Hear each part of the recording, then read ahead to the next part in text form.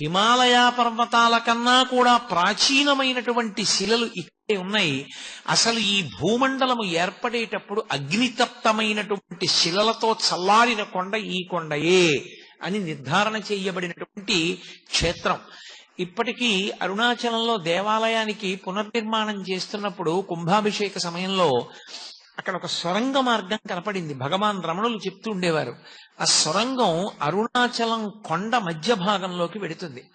పైకి కొండ కనపడుతుంది, ఈ మాంసనేత్రానికి ఒక కొండలా కనపడుతుంది. కానీ యథార్థమునకు అది ఒక జ్యోతి స్వరూపం, అదొక పెద్ద జ్యోతి. పట్టాభిరామన్ అని చెప్పి భారతదేశానికి ఆర్థిక శాఖ మంత్రి చేశారు. ఆయన తిరువణ్ణామలై వెడితే ఆయనకి అక్కడ ఉన్నటువంటి కొండలో పెద్ద జ్యోతి కనపడింది. ఇప్పటికీ అరుణాచల క్షేత్రంలో ఎందరో మహాపురుషులు దర్శనం చేశారు, ఎందరికో దర్శనాలు అయ్యాయి, ఎన్నో చోట్ల గ్రంథస్థం అయ్యాయి ఆ విషయాలు. సప్తర్షులు కూడా జ్యోతుల యొక్క స్వరూపాలతో వచ్చి అరుణాచల పర్వతంలోకి వెళ్లి పరమేశ్వరుణ్ణి సేవించి మళ్ళీ ఆకాశంలోకి జ్యోతుల రూపంలో వెళ్లి సప్తర్షి మండల ప్రవేశం చేస్తుంటే దర్శనం చేసిన వాళ్ళు ఎందరో ఉన్నారు. అంతటా నిండి నిబిడీకృతమైనటువంటి శివ చైతన్యము కంటికి కనపడేటట్టుగా అష్టమూర్తి తత్వంగా ప్రకాశిస్తూ ఉంటుంది. 8 రూపాలతో పరమశివుడు ప్రకాశిస్తూ ఉంటాడు. ఆ 8 రూపాలతో శివుణ్ణి మనం చూడగలం. ఆ 8 తప్ప 9వది నిజానికి ప్రపంచంలో లేదు. ఇంకా ఆ 8 శివుడై ఉంటాడు. అందుకే ఆయన యొక్క తత్వమంతా 8 అంకె మీదే నడుస్తూ ఉంటుంది. అష్టమూర్తి తత్వము అని శివ పూజ యందు కూడా శర్వ భవ ఉగ్ర రుద్ర భీమ పశుపతి మహాదేవ ఈశానములనేటటువంటి పేర్లతో పూజ చేస్తే ఆయన పూజ పూర్తయిపోయినట్టే. అటువంటి 8 రూపములుగా ఆ పరమశివుడు మన మాంసనేత్రమునకు కనపడేటట్టుగా ఉంటాడు అని. అందులో మొట్టమొదటిది ఈ పృథివీ, ఈ భూమి అంతా కలిపి శివస్వరూపం. అది మాంసనేత్రమునకు దొరుకుతుంది, కనపడుతుంది పృథివీ. అలాగే పంచభూతములలో ఆపస్, తేజో, వాయు, ఆకాశములు ఈ 5 కాక సూర్యచంద్రులు, జీవుడు, ఈ 8 కలిపి శివస్వరూపాలు. అందుకే ఇవి శివస్వరూపములు అని నిర్ధారణ చేయడం కోసమే ఈ 8 లింగస్వరూపములై ఉంటాయి. కంచిలో పృథివీలింగం, జంబుకేశ్వరంలో జలలింగం, అరుణాచలంలో అగ్నిలింగం, చిదంబరంలో ఆకాశలింగం, శ్రీకాళహస్తిలో వాయులింగం, కోణార్కలో సూర్యలింగం, సీతాకుండంలో చంద్రలింగం, ఖాట్మండులో యజమానలింగం. యజమానలింగం అంటే నేను అనుకునేటటువంటి యజమాని యొక్క స్వరూపం. ఈ 8 కూడా శివస్వరూపములే. అందుకే ఈ 8 పేర్లతో 8 శివలింగములు ఆవిర్భవించాయి. ఇందులో పంచభూతలింగములు అని పృథివీ, ఆపస్తేజో, వాయు, ఆకాశములు ఈ 5 బ్రహ్మాండము తయారు చేయబడడానికి ప్రధానమైన ఉపకరణములై అవే పిండాండమునందు కూడా ఉంటాయి. బ్రహ్మాండ పిండాండములు ఉండేటటువంటివి ఈ 5 పృథివీ, ఆపస్తేజో, వాయు, ఆకాశములే. ఇందులో మళ్ళీ నేను మీతో మనవి చేసినట్టుగా కంచిలోది పృథివీలింగం తెలుస్తుంది. ఎందుకనంటే మీరు కాంచీపురం వెళ్లి చూస్తే ఏకాంబరీశ్వరుడని పేరు కలిగినటువంటి పృథ్వీలింగానికి నీళ్లతో అభిషేకం లేదు. ఎందుకంటే నీటితో అభిషేకం చేస్తే కరిగిపోతుంది ఆ లింగం.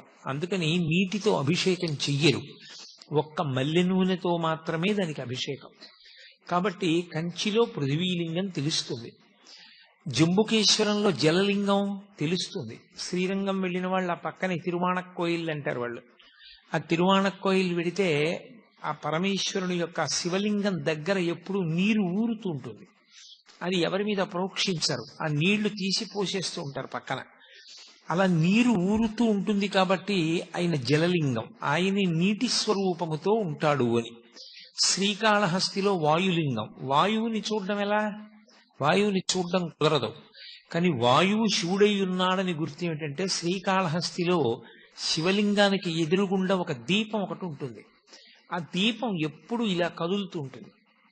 ఒకప్పుడు విదేశీయులు పరీక్ష చేశారు, తలుపులన్నీ వేసేస్తే దీపాలు ఆరిపోతాయి కదా, ఏదో ఆక్సిజన్ లేకపోతే అని తలుపులన్నీ వేసేసి ప్రయత్నం చేశారు.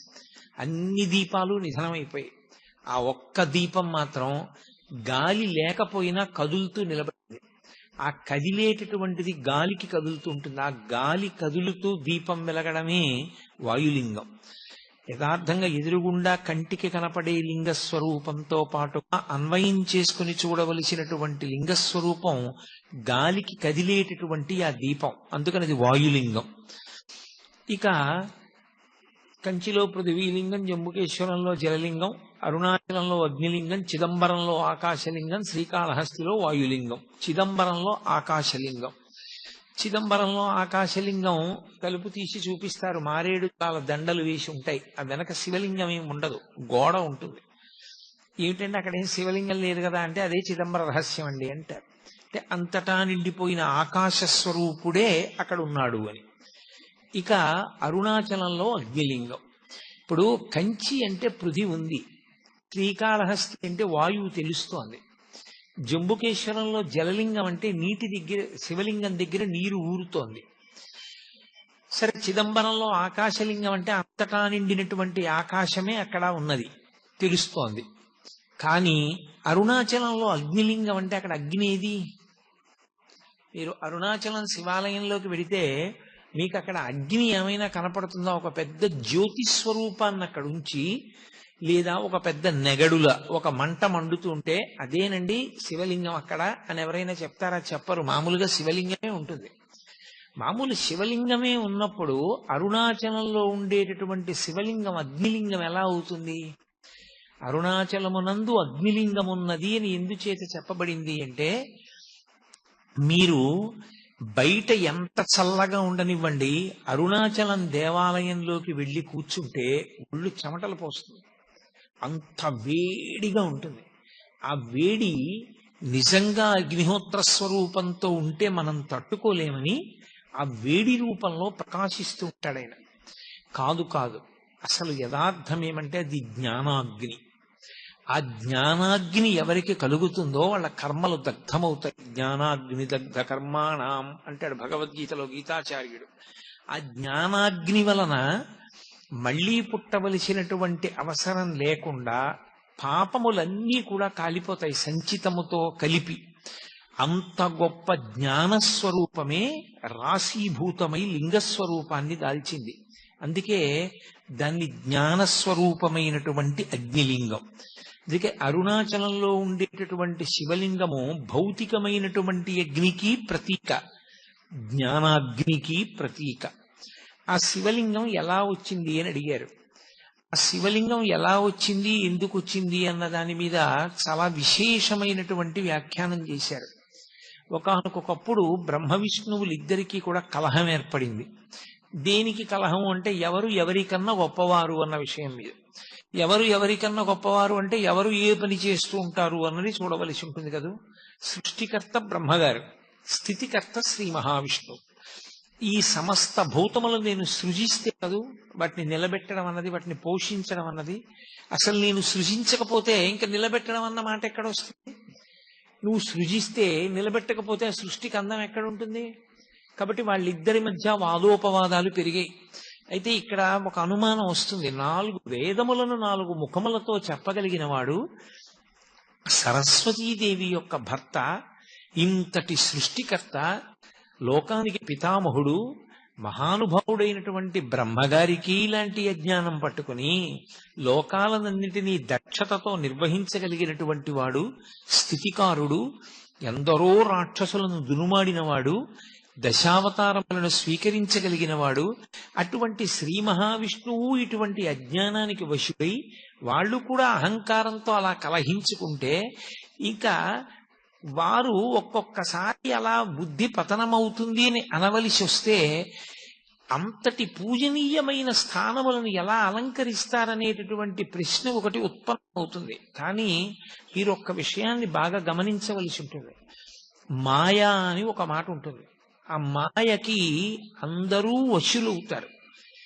శివమాయామోహితులైన నాడు బ్రహ్మగారు విష్ణువు కూడా శివమాయకు వశులైతే వారి యొక్క బుద్ధి యందు కూడా ఒక మేఘం కమ్మినట్టుగా కమ్ముతుంది, అంతేగాని అది శాశ్వతమైనటువంటి వైక్లభ్యము కాదు.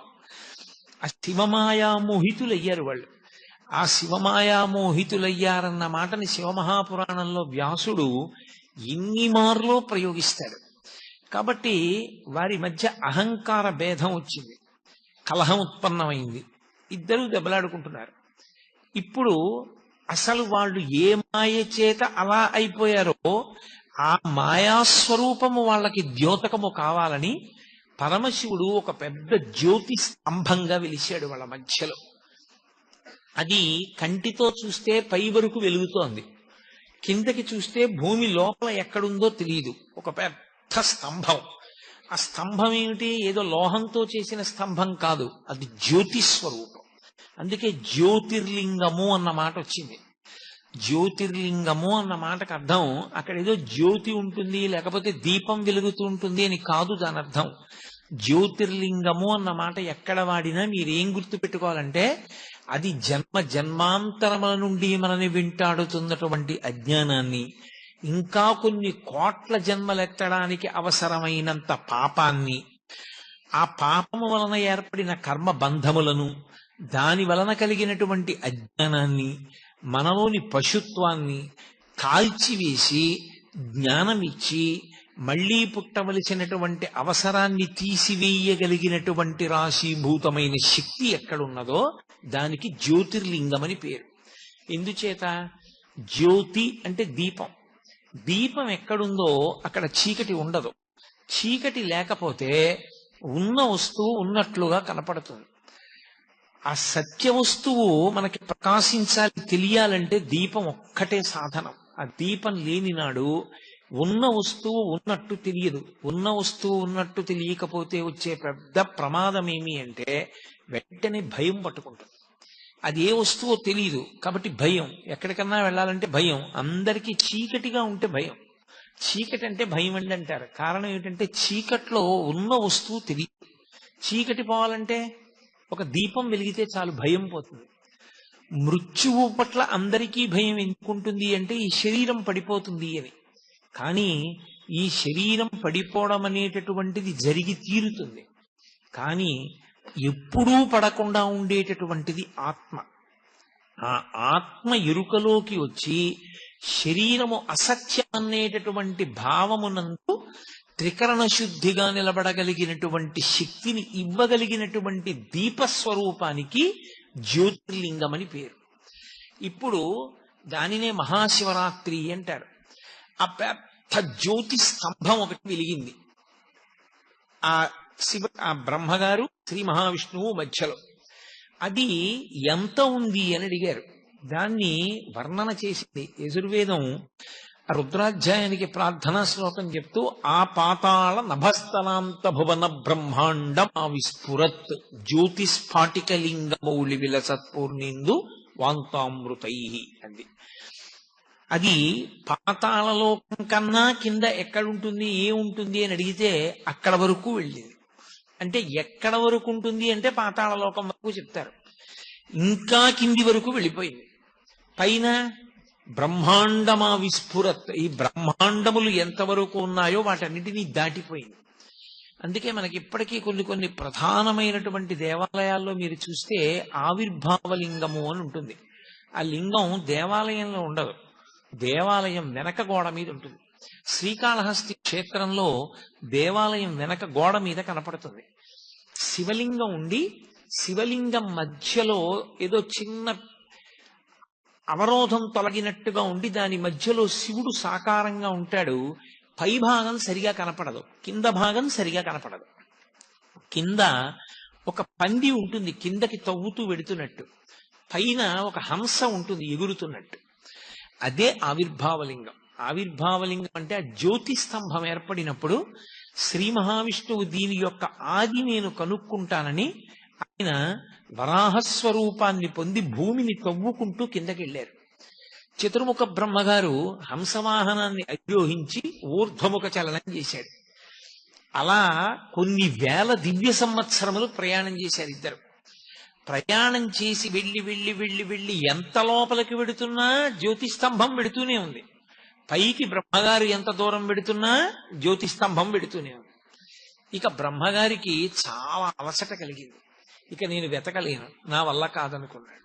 శ్రీ మహావిష్ణువు రజోగుణ ప్రధానుడు కాడాయన. అందుకే బ్రహ్మగారిని ఎరుపు రంగుతో సంకేతిస్తారు. ఆయన రజోగుణ ప్రధానుడు. సృష్టి ఎక్కడ ఉన్నా రజోగుణ సంబంధం.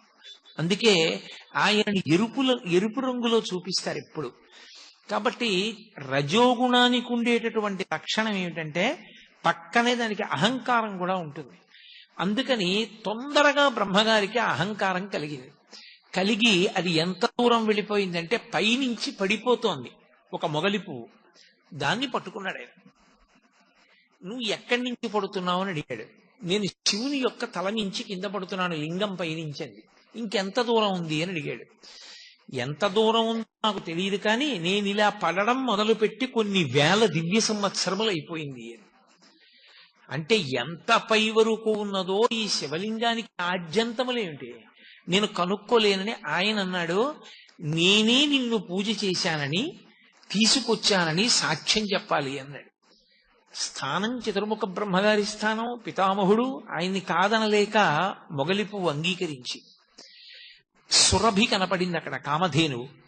ఆ ఆవుని అడిగాడు సురభిని, నువ్వు సాక్ష్యం చెప్పాలి నేను శివలింగం యొక్క పైభాగాన్ని చూశాను అని. అలాగే చెప్తానది. అవి రెండు వెళ్ళిపోయాయి. బ్రహ్మగారి కిందకు వచ్చేశారు. విష్ణువు పైకొచ్చారు. విష్ణువు ముందు పైకొచ్చి అన్నారు, ఆయన స్థితికారుడు. ఆయన యందు ఎక్కువసేపు మాయ ఆవహించి ఉండే అవకాశం ఉండదు. ఆయన అన్నాడు, నేను చూడలేదు, శివలింగం యొక్క ఆది నాకు కనపడలేదు. ఎంత లోపలికి తవ్వుకుంటూ వెళ్ళినా శివలింగం యొక్క మొదలు ఇంకా కిందకి వెడుతూనే ఉంది. కాబట్టి దాని ఆది నాకు తెలియలేదు, అది ఆద్యంతములు లేని స్వరూపం అన్నాడు. పరబ్రహ్మమునకు ఆద్యంతములు ఎక్కడుంటాయి? ఉండవు. కాబట్టి విష్ణువు ఆ విషయం చెప్పారు. బ్రహ్మగారు అన్నాడు, నేను చూశాను. ఆ పైన ఆది ప్రారంభం ఎక్కడుందో, పైన ఆరంభం అంటే అంతం, దాన్ని నేను చూసి వచ్చానన్నాడు. ఎలా చూశామని ఎలా నమ్మడం అన్నారు. వెంటనే కేతకీ పుష్పాన్ని పిలిచి సురభిని పిలిచి నేను చూశానా లేదా అన్నాడు. ఆయన మీద భయంతో వాళ్ళిద్దరూ అంగీకరించారు. గోవు పృష్ఠభాగంతో అసత్యం, చూడలేదని తోకూపింది. ముఖంతో చూచారని తలోపింది. అందుకే ముఖానికి పూజ లేదు ఆవుకి, పృష్ఠభాగానికే పూజ. కాబట్టి అప్పుడు ఆ సురభి ఈ కేతకీ పుష్పం రెండు సాక్ష్యం చెప్పాయి. కూట సాక్ష్యం అంటే అబద్ధపు సాక్ష్యం చెప్పావు కాబట్టి మొగలి పువ్వు స్త్రీలు అలంకరించుకోవడానికే తప్ప పరమేశ్వరారాధనమునందు ఉపయోగము ఉండదు. అలాగే ఆవు ముఖంతో అబద్ధం చెప్పి పృష్ఠభాగంతో నిజం చెప్పింది కనుక పృష్ఠభాగము లక్ష్మీ స్థానమై ముఖస్థానము చేత దానికి పూజ లేదు. చతుర్ముఖ బ్రహ్మగారు శివమాయ విశేషముగా వహించినటువంటి కారణం చేత రజోగుణ సంపర్కంతో అబద్ధపు సాక్ష్యాలు ప్రవేశపెట్టడం వరకు వెళ్ళిపోయారు. కాబట్టి ఆయనకి భూమండలమునందు పూజ లేదు. కానీ పూజ చేయించేటప్పుడు బ్రాహ్మణుడు వచ్చి కూర్చున్న స్థానమునకు బ్రహ్మస్థానం అంటారు. అందుకే నీకు పూజ బాగా తెలిసి ఉన్నా బ్రహ్మస్థానం సరిగా పూజ చేయించకపోయినా దాన్ని తప్పు పట్టకూడదన్నారు. ఎందుకనంటే అది బ్రహ్మస్థానం. ఆ వ్యక్తి అక్కడ కూర్చుని పూజ చేయిస్తే ఆ పూజ పరిపూర్ణమైపోతుంది నీ భక్తి చేత. నువ్వు భక్తిగా చేస్తే ఆ పూజ పూర్తవుతుంది. చేయించని దోషం ఏమైనా ఉంటే ఆయనకి ఎడుతుంది. నువ్వు బ్రహ్మగారిని చూడాలి. అందుకే ఉత్సవాలు బ్రహ్మగారి పేరు మీద నడుస్తాయి. బ్రహ్మోత్సవము అంటారు. బ్రహ్మగారే వచ్చి ఉత్సవం చేస్తారు. బ్రహ్మస్థానము పూజ చేసేటప్పుడు అందరిలోకి ఋత్విక్కుల్లో అగ్రగణ్యుడైనటువంటి వ్యక్తిని బ్రహ్మస్థానంలో కూర్చోపెడతారు. కాబట్టి బ్రహ్మగారికి ఆ రెండు స్థానముల వలన పూజ తప్ప ప్రత్యక్షంగా బ్రహ్మకి దేవాలయము కాని పూజ కాని లేదు అని అశరీర వాక్కు, అంటే శివవాక్కు. ఆనాడు అలా వెలిసినటువంటి ఆ అగ్నిస్తంభాన్ని చతుర్ముఖ బ్రహ్మగారు స్తోత్రం చేశారు. స్తోత్రం చేసి మా అహంకారం పోయింది, అసలు నిజంగా పరబ్రహ్మస్వరూపమేదో, ఏది ఆద్యంతములు లేనిదో మాకు అవగతమైంది. కాబట్టి ఇక్కడ ఇదే స్వరూపంతో వెలిసినటువంటి నువ్వు అందరి యొక్క అజ్ఞాన దాహకత్వానికి వీలుగా లోకమునకు అజ్ఞానము పోగొట్టేటటువంటి స్వరూపంతో ఇక్కడ అగ్నిలింగం అన్న పేరుతో అరుణాచలంలో వెలియవలసిందని ప్రార్థన చేశారు. ఆ కారణం చేత అరుణాచలంలో అగ్నిలింగం ఏర్పడింది. అది అక్కడ ఏర్పడినటువంటి శివలింగం. అరుణాచలంలో ఉండేటటువంటి శివలింగానికి అరుణాచల క్షేత్రానికి ఒక ప్రత్యేకమైనటువంటి లక్షణం ఉంది. ఏమిటి ఆ లక్షణం అంటే, పరమేశ్వరుణ్ణి ఒకానొకప్పుడు ప్రార్థన చేశారు, అయ్యా ఇన్ని జన్మలు ఎత్తలేకపోతున్నాం, అందులో వచ్చేది కలియుగం, చాలా తేలికగా అజ్ఞానానికి వశులమైపోతాం, మాయకి లోబడిపోతాం, తప్పు పనులు చేస్తాం, మళ్ళీ పునర్జన్మలు వస్తాయి. మరి అలా రాకుండా ఉండాలంటే మాకు ఒక తేలిక మార్గం ఏదైనా ఉపదేశం చేయండి అన్నారు. ఆయన అన్నాడు, దర్శనాత్ అభ్రసదసి అన్నాడు. చిదంబరం వెళ్ళి ఎలా దర్శనం చెయ్యాలో తెలుసుకుని అలా దర్శనం చెయ్యండి, ఇక మీరు పుట్టవలసిన అవసరం ఉండదన్నాడు. చిదంబరంలో దర్శనం అంటే ఇందాకే మీతో ప్రస్తావన చేశా, తలుపు తీస్తారు సిద్ధంగా ఉండండి అంటారు, ఆ తెర తీస్తారు, ఇలా చూసేటప్పటికి ఇలా జాగ్రత్తగా కళ్ళు నులువుకుని చూస్తారు, ఏం ఉండదు. మారేడు దళాల దండలు వేలాడుతుంటాయి, బంగారు మారేడు దళాలు, మామూలు మారేడు దళాల దండలు ఉంటాయి, తెరహేస్తారు, అయిపోయింది వెళ్ళిపోండి అంటారు. కొంతమంది అంటారు, దాంబికానికి నీకు కనపడలేదా, శివలింగం వెనకాల ఉంది కదూ అంటారు. ఉత్తిది అదేం కాదు. అదేమిటండి ఏం లేదు కదా వెనకాతలంటే అదే చిదంబర రహస్యం అంటారు. అందుకే ఇప్పటికే అర్థం కాని విషయాన్ని చిదంబర రహస్యం అంటారు. ఆకాశము అంటే అంతటా నిండిపోయి ఉంటుంది. అంతటా నిండిపోయిన ఆకాశములో అన్నీ ఉంటాయి. ఇప్పుడు మఠాకాశము అంటాం, అంతటా నిండిపోయినటువంటి ఆకాశం ఒకటి అనంతాకాశము అంటారు. అనంతాకాశమునందు మఠాకాశము అంటే ఓ గదిలో ఆకాశం ఉంటుంది. మళ్ళీ అందులో కుండ పెట్టారనుకోండి ఘటాకాశము, మళ్ళీ ఆ కుండలో ఖాళీ భాగం ఉంటుంది, అది ఆకాశం. ఏమీ లేదనకూడదు, శూన్యం అనకూడదు, శూన్యం బౌద్ధుల వాదన, ఆకాశము సనాతన ధర్మవాదన. అందుకే శంకరాచార్యుల వారు అక్కడే ఖండన చేశారు, ఏమీ లేదు శూన్యం అన్నది వాళ్ళ వాదన, ఏమీ శూన్యం కాదు శంకరాచార్యుల వారి వాదన. ఎందుచేతనంటే, మీరు మా ఇంటికి వచ్చారనుకోండి, తలుపు కొట్టారు, ఇంట్లో ఎవరూ లేరు అంది పనిపిల్ల. ఓ అయితే కోటేశ్వరరావు వారి భార్య ఏ దేవాలయానికో వెళ్ళారనమాట అని మీరు అన్నారు. ఎప్పుడు వస్తారు అన్నారు. రాత్రి అవుతుంది, ఇప్పుడు వచ్చే అవకాశం లేదా? లేదు. మీరు ఇక వెళ్ళలేదు, ఇంట్లోకి వెళ్ళిపోయారు. ఇప్పుడు ఇంట్లో ఎవరూ లేరా? ఇంట్లో ఎవరూ లేరని చెప్పేవాళ్ళు ఉన్నారా? ఇంట్లో ఎవరూ లేరని చెప్పేవాళ్ళు ఉన్నారు. అది శూన్యం కాదు, ఉన్నారు. అది ఆకాశం. అది శంకరాచార్యుల వారి వాదన. అది సనాతన ధర్మం. దానికి బౌద్ధం ఈ దేశాన్ని విడిచిపెట్టి వెళ్ళిపోయింది. శంకరులకు బౌద్ధం మీద ద్వేషం కాదు, శంకరుల వాదన పటిమ ముందు నిలబడలేక, అది సత్యం.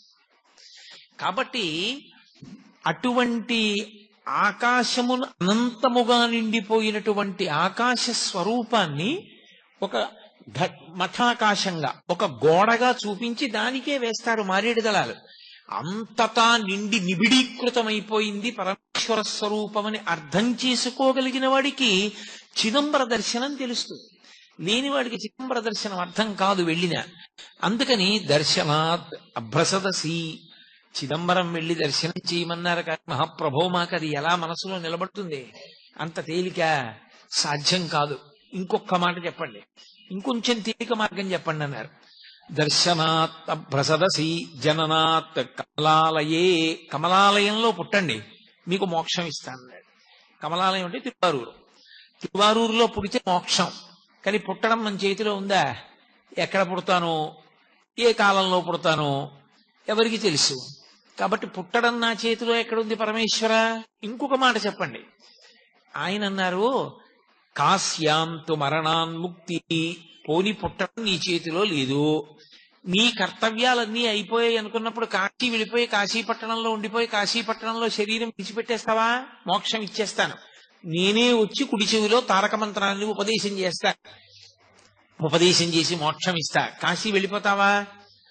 అయ్యా కాశీ వెళ్ళిపోవడం అంటే అంత తేలిక? పిల్లల్ని వదిలేసి మనవల్ని వదిలేసి, పైగా నేను వెడదామనుకునే లోపల శరీరం వదిలిపెడితే ఎలా సాధ్యం అవుతుంది? అందుకని కుదరదు. ఇంకొక మాట ఏమైనా చెప్పండి. స్మరణాత్ అరుణాచలే, ప్రతిరోజు ఒక్కసారి అరుణాచల శివ, అరుణాచల శివ, అరుణాచల శివ అని నేను 3 మాటలు అంటున్నాను. 3 మాటలని శివుడు అనలేదు. స్మరణాత్ పైకి కూడా అనమని చెప్పలేదు పరమశివుడు. లోపల ఒక్కసారి అరుణాచల క్షేత్రాన్ని నువ్వు స్మరణ చేయగలవా? ఒక్కసారి గుర్తు తెచ్చుకోగలవా? అరుణాచల క్షేత్రాన్ని ఒక్కసారి గుర్తు తెచ్చుకుంటే మోక్షం ఇచ్చేస్తాడు. అందుకే స్కాంద పురాణంలో ఒక విషయం చెప్తారు. జీవయాత్ర అని ఉంటుంది. ఇప్పుడు బయటి యాత్ర విడిచిపెట్టండి, నేను చేసే యాత్ర వేరు, జీవయాత్ర అని ఒకటి ఉంటుంది. ఈ జీవుడు ఎప్పుడు బయలుదేరాడో తెలియదు, ఈ అజ్ఞానంతో ఎప్పటికీ పరమేశ్వరుడిలో కలుస్తాడో తెలియదు. ఎన్ని కోట్ల జన్మలెత్తాడో, ఎన్ని శరీరాలు విడిచిపెట్టాడో, ఎన్ని శరీరాల్లోకి ప్రవేశించి పుట్టాడో, ఎన్ని చోట్ల ఎన్ని ఖేదాలు అనుభవించాడో. ఈ జీవయాత్రకి అంత ఉండదు.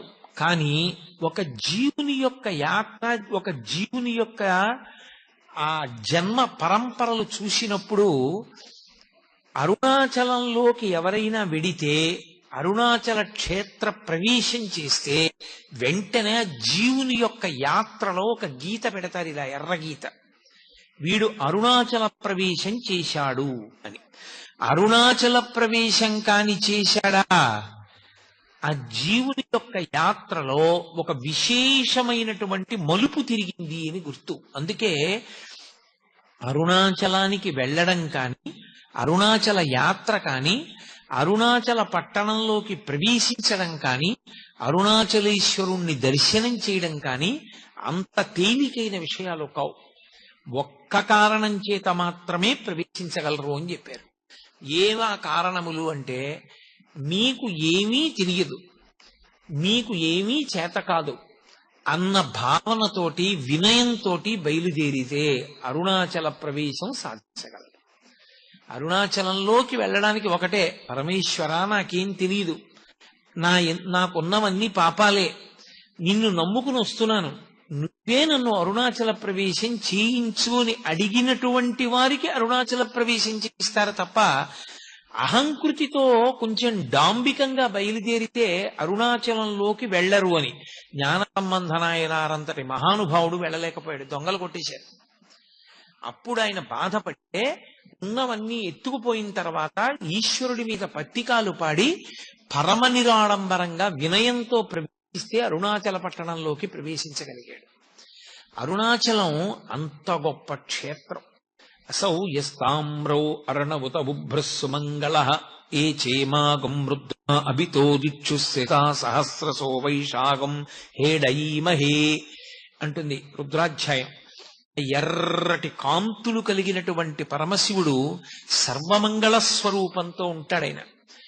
ఉండి అన్ని ప్రాణులకు కూడా విశేషమైనటువంటి ఉపకారం చేస్తూ ఉంటాడు. అంత గొప్పగా పరమశివుడు వెలిసినటువంటి క్షేత్రం అరుణాచలం. మనం ఎక్కడికైనా శైవ క్షేత్రానికి వెడితే ఆ శివాలయంలో ఉండేటటువంటి శివలింగం ఏదుంటుందో దాన్ని మాత్రమే ప్రధానమైన శివస్వరూపంగా భావన చేస్తాం. ఉదాహరణకి మీరు కంచి వెళ్ళారనుకోండి, ఏకాంబరీశ్వరలింగము అని ఆ కాంచీపురంలో ఉండేటటువంటి పృథివీలింగమే గొప్పది. ఆ పృథివీలింగ దర్శనం ప్రధానంగా చేస్తాం. మిగిలినవన్నీ కూడా పరివార దేవతలు, ఇతరమైనటువంటి లింగాలు ఉంటాయి శివాలయంలో. కానీ ప్రధానమైన లింగం కాంచీపురంలో పృథివీలింగం. ఆ శివలింగాన్ని దర్శనం చేస్తాం.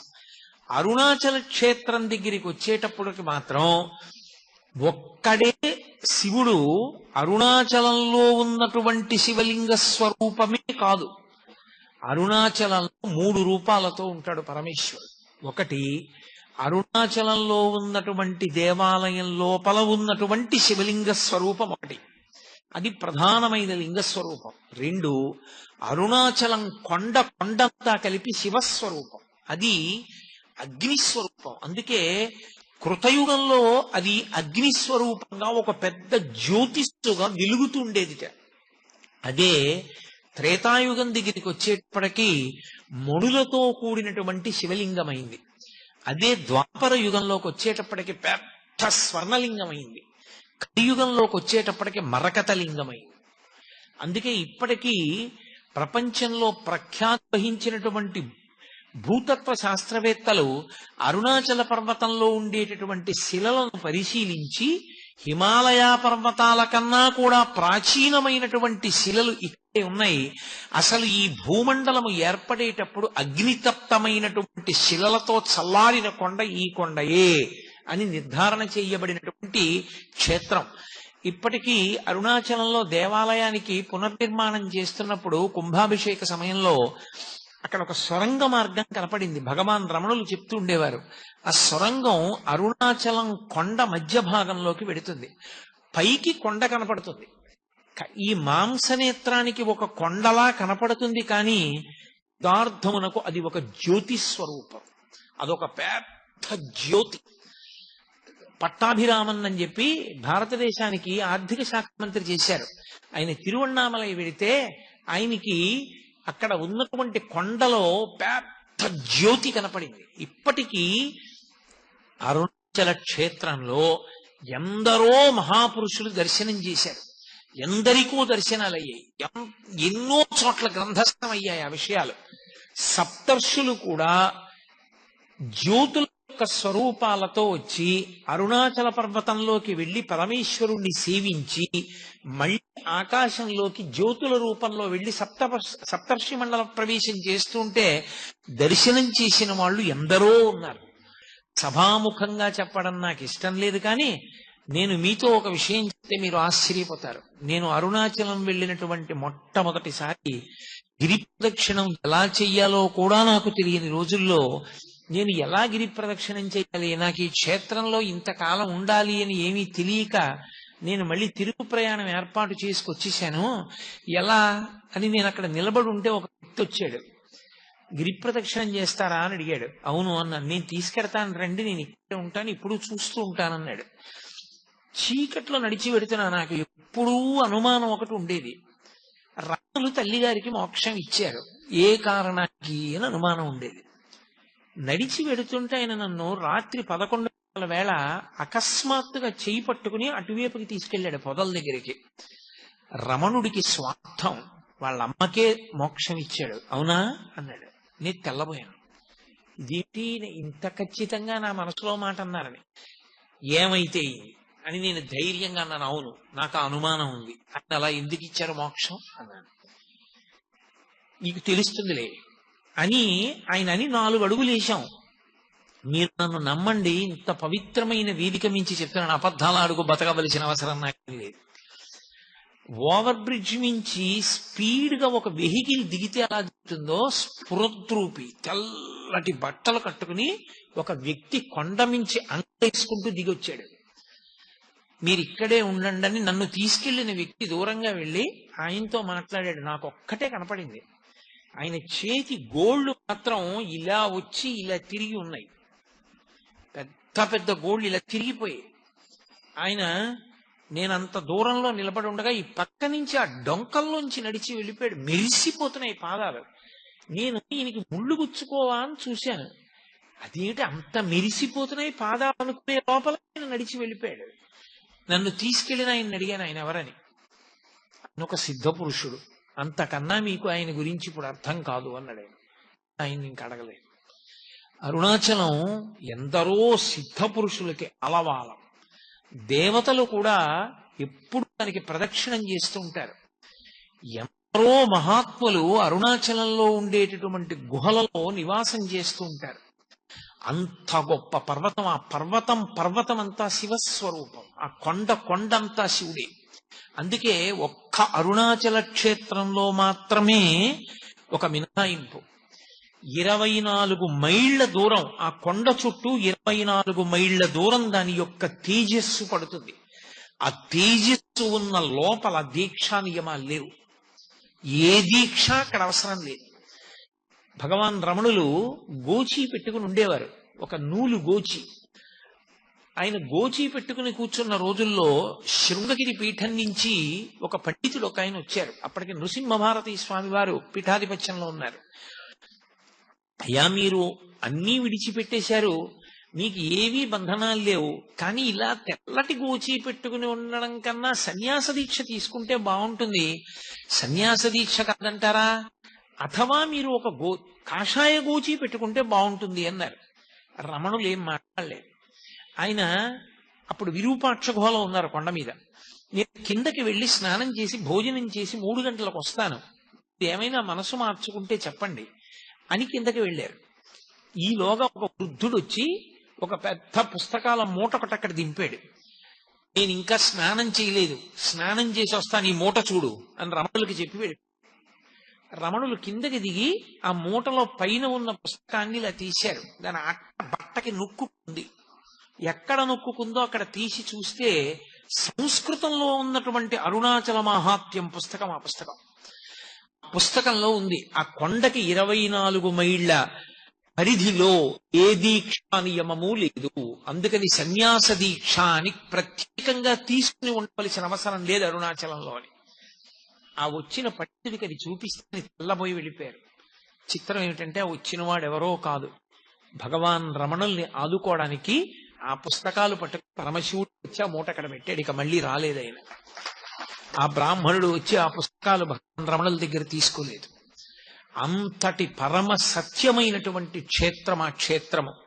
అక్కడ కొండ, శివలింగము, అరుణాచలేశ్వర దేవాలయంలో ఉన్నటువంటి శివలింగము అరుణాచల పర్వతం లోపలే ఉన్నటువంటి ఒక పెద్ద గుహ ఉన్నది అంటారు. ఇప్పటికీ అరుణాచల పర్వతం మధ్యలో ఉన్నది ఆ గుహ అంటారు. దానికే సొరంగ మార్గం ఉంది అని చెప్పేవారు రమణులు. అరుణాచల క్షేత్రంలో శివాలయాన్ని పునర్నిర్మాణం చేసినప్పుడు కుంభాభిషేక సమయంలో సొరంగం బయటపడింది. ఆ సొరంగం చిన్నగా అరుణాచల పర్వతం లోపల ఉన్న గుహ దగ్గరికి వెడుతుంది అంటారు. అక్కడ ఒక పెద్ద వటవృక్షం ఉంటుందని, ఆ మర్రి చెట్టు కింద దక్షిణామూర్తి స్వరూపంలో సిద్ధయోగ స్వరూపంతో పరమశివుడు ఇప్పటికీ కూర్చుని ఉంటాడని, సనక సనందనాది మహర్షులందరూ కూడా ఆయన్ని సేవిస్తూ ఉంటారని చెప్తారు. ఒకానొకప్పుడు భగవాన్ రమణులు అరుణాచల పర్వతం మీద నడిచి పెడుతుంటే విస్తరాకంత మర్రాకు ఒకటి వచ్చి గాలికి ఎడుకుంటూ ఎండు ఆకు ఆయన కాలికి తగిలింది. ఆయన మర్రాకు పైకెత్తి చూసి విస్తరాకంత ఉంది. ఈ అరుణాచల పర్వతం మధ్యలో ఉన్న గుహలో పరమశివుడు దక్షిణామూర్తిగా కూర్చున్నాడు. ఆ చెట్టు ఆకే ఎగిరొచ్చింది. నేను దర్శనం చేస్తానని బయలుదేరాడు. ఆయన కొంత దూరం వెళ్ళేసరికి ఆయన కాలు అనుకోకుండా అక్కడ ఉన్న ఒక పొదలో ఉన్న తేనె పట్టుకి తగిలింది. తేనె పట్టులో ఉన్న ఈగలన్నీ పైకి జుమ్మని లేచాయి. వెంటనే రమణుడు అన్నారు, ఈ కాలు తప్పు చేసింది, వాటి గూడు కదిపింది, కాబట్టి ఇది శిక్ష అనుభవించాలని ఆ కాలు ఒక రాయి మీద పెట్టి వదిలిపెట్టేశాడు. ఆ తేనెటీగలన్నీ వచ్చి ఆయన కాలు కుట్టగలిగినంతసేపు కుట్టాయి. ఇంత లావున వాచిపోయింది. ఆ వాచిపోయిన కాలు ఈడ్చుకుంటూ ఆయన కిందకి దిగి వచ్చేశాడు. పళనిస్వామి అని అప్పుడు ఆయనకి సేవ చేస్తూ ఉండేవాడు. అతను శ్రావణం తీసుకొచ్చి ఆ తేనెటీగల యొక్క ముళ్ళు ఆయన కాల్లో విరిగిపోయిన వాటన్నింటినీ బట్టికి లాగేశాడు. కానీ ఆయన శరీరాన్ని విడిచిపెట్టేసే పర్యంతము రమణుల యొక్క ఒక కాలు చాలా లావుగా ఉండేది. ఇప్పటికీ మీరు రమణాశ్రమానికి వెళ్ళి ఆయన యొక్క ఫొటోస్ చూస్తే ఒక కాలు లావుగా కనపడుతుంది. కారణం, ఆ దక్షిణామూర్తి దర్శనానికి ప్రయత్నం చేసినప్పుడు రమణ మహర్షి యొక్క ఒక కాలుని తేనెటీగలు కుట్టి, ఆ తర్వాత ఎవ్వరిని వెళ్ళొద్దని చెప్పేవారు రమణ మహర్షి. ఆయన మాట వినకుండా వెంకటరామయ్య గారని ఒక ఆయన స్నేహితులు కలిసి అరుణాచలంలో మేము దక్షిణామూర్తి దర్శనం చేస్తామని బయలుదేరారు. తీరా వాళ్ళు బయలుదేరి వెళ్ళిన తరువాత వాళ్ళు మార్గంలో చాలా చాలా కష్టాలు పడి వాళ్ళకి అసలు వెనక్కి తిరిగి వచ్చే మార్గం మర్చిపోయి ఉండిపోయారు. ఆ పైన ఉండిపోతే ఇక్కడ రమణుల యొక్క అనుగ్రహం వల్ల, కొండ కింద రమణులు చేసిన సంకల్పం వల్ల వాళ్ళు మళ్ళీ చీకటి పడిన తర్వాత కొండ దిగొచ్చారు. అప్పటి నుంచి ఎవ్వరూ ఆ సిద్ధయోగి దర్శనం చేసే ప్రయత్నం చెయ్యరు. కానీ ఇప్పటికీ పరమేశ్వరుడు అక్కడ దక్షిణామూర్తిగా మర్రి చెట్టు కింద కూర్చుంటాడని ఎందరో సిద్ధులు, యోగులు, దేవతలు ఆయన యొక్క దర్శనానికి వచ్చి పెడుతూ ఉంటారని ప్రతీతి. అలా అరుణాచల క్షేత్రం ముందు 3 రూపాలతో ఉంటాడు పరమశివుడు. అంత గొప్ప క్షేత్రంలో పరమేశ్వరుడు శివలింగంగా ఆవిర్భవించిన తరువాత అక్కడ జరగవలసినటువంటి పూజాది కార్యక్రమాలు ఎలా జరగాలి అన్న విషయాన్ని ఆయనే నిర్ణయం చేసి గౌతమ మహర్షిని ఆదేశించాడు. కంచిలో దుర్వాసో మహర్షిని కామాక్షి అమ్మవారు ఆవిడ ఆదేశించింది, ఇక్కడ పూజా విధానాన్నంతటినీ నువ్వు నిర్ణయించు అని. ఆర్యా ద్విషతి అన్న గ్రంథాన్ని రచన చేసి కంచిలో కామాక్షి అమ్మవారి యొక్క దేవాలయ పూజా విధానాన్నంతటినీ నిర్ణయం చేసినటువంటి వాడు దుర్వాసో మహర్షి. అరుణాచలంలో ఏ ఏ సేవలు జరగాలి, ఏ ఏ దేవాలయాలు ఉండాలి, ఏ ఏ పూజలు ఎలా చెయ్యాలి అని నిర్ణయం చేసిన వాడు పరమశివ భక్తి తత్పరుడైనటువంటి గౌతమ మహర్షి. పరమశివుడు గౌతమ మహర్షిని ఆదేశించాడు. ఆదేశించినప్పుడు ఈ క్షేత్రానికంతటికీ కూడా కాపలాదారుగా ఉండి క్షేత్రపాలకుడుగా ఉండవలసినటువంటి వాడు కాలభైరవుడు. ఈ క్షేత్రానికి స్థలవృక్షం ఇప్ప చెట్టు. ఇప్ప చెట్టు స్థలవృక్షంగా ఉంటుంది. ఇప్పటికీ లోపల ఇప్ప చెట్టు ఉంది. తలనీలాలు దాని కిందే తీస్తూ ఉంటారు. ఇప్ప చెట్టు ఉంటుంది. కిందే భగవాన్ రమణులు కొంతకాలం తపస్సు చేశారు. అలాగే ఇక్కడ నటరాజు ఉండాలి. అపితకుచాంబ అన్న పేరుతో అమ్మవారు ఉంటుంది. అలాగే విఘ్నేశ్వరుడు ఉంటాడు, సుబ్రహ్మణ్యుడు ఉంటాడు, పాతాళలింగం ఉంటుంది. ఇవన్నీ నిర్ణయం చేసినటువంటి వాడు పరమశివుడు. అక్కడ ఏ ఏ సేవలు జరగాలో, ఏ ఏ పూజలు జరగాలో నిర్ణయం చేసిన వాడు పరమశివుడు. అందుకే అరుణాచల క్షేత్రంలో 3 ఉత్సవాలు జరుగుతాయి. అందులో 2 ఉత్సవాలు చాలా పెద్ద పెద్ద ఉత్సవాలు. ఒక ఉత్సవం ఒక స్థాయిలో జరుగుతుంది. అది మనకి వలైకాపు మంటపము అని ఉంటుంది లోపల. ఆ మంటపంలో అమ్మవారిని తీసుకొచ్చి కూర్చోపెట్టి గాజులు సమర్పణం చేస్తారు అమ్మవారికి. అమ్మవారి గాజులు సమర్పణం చేసేటటువంటి ఉత్సవం ఒకటి.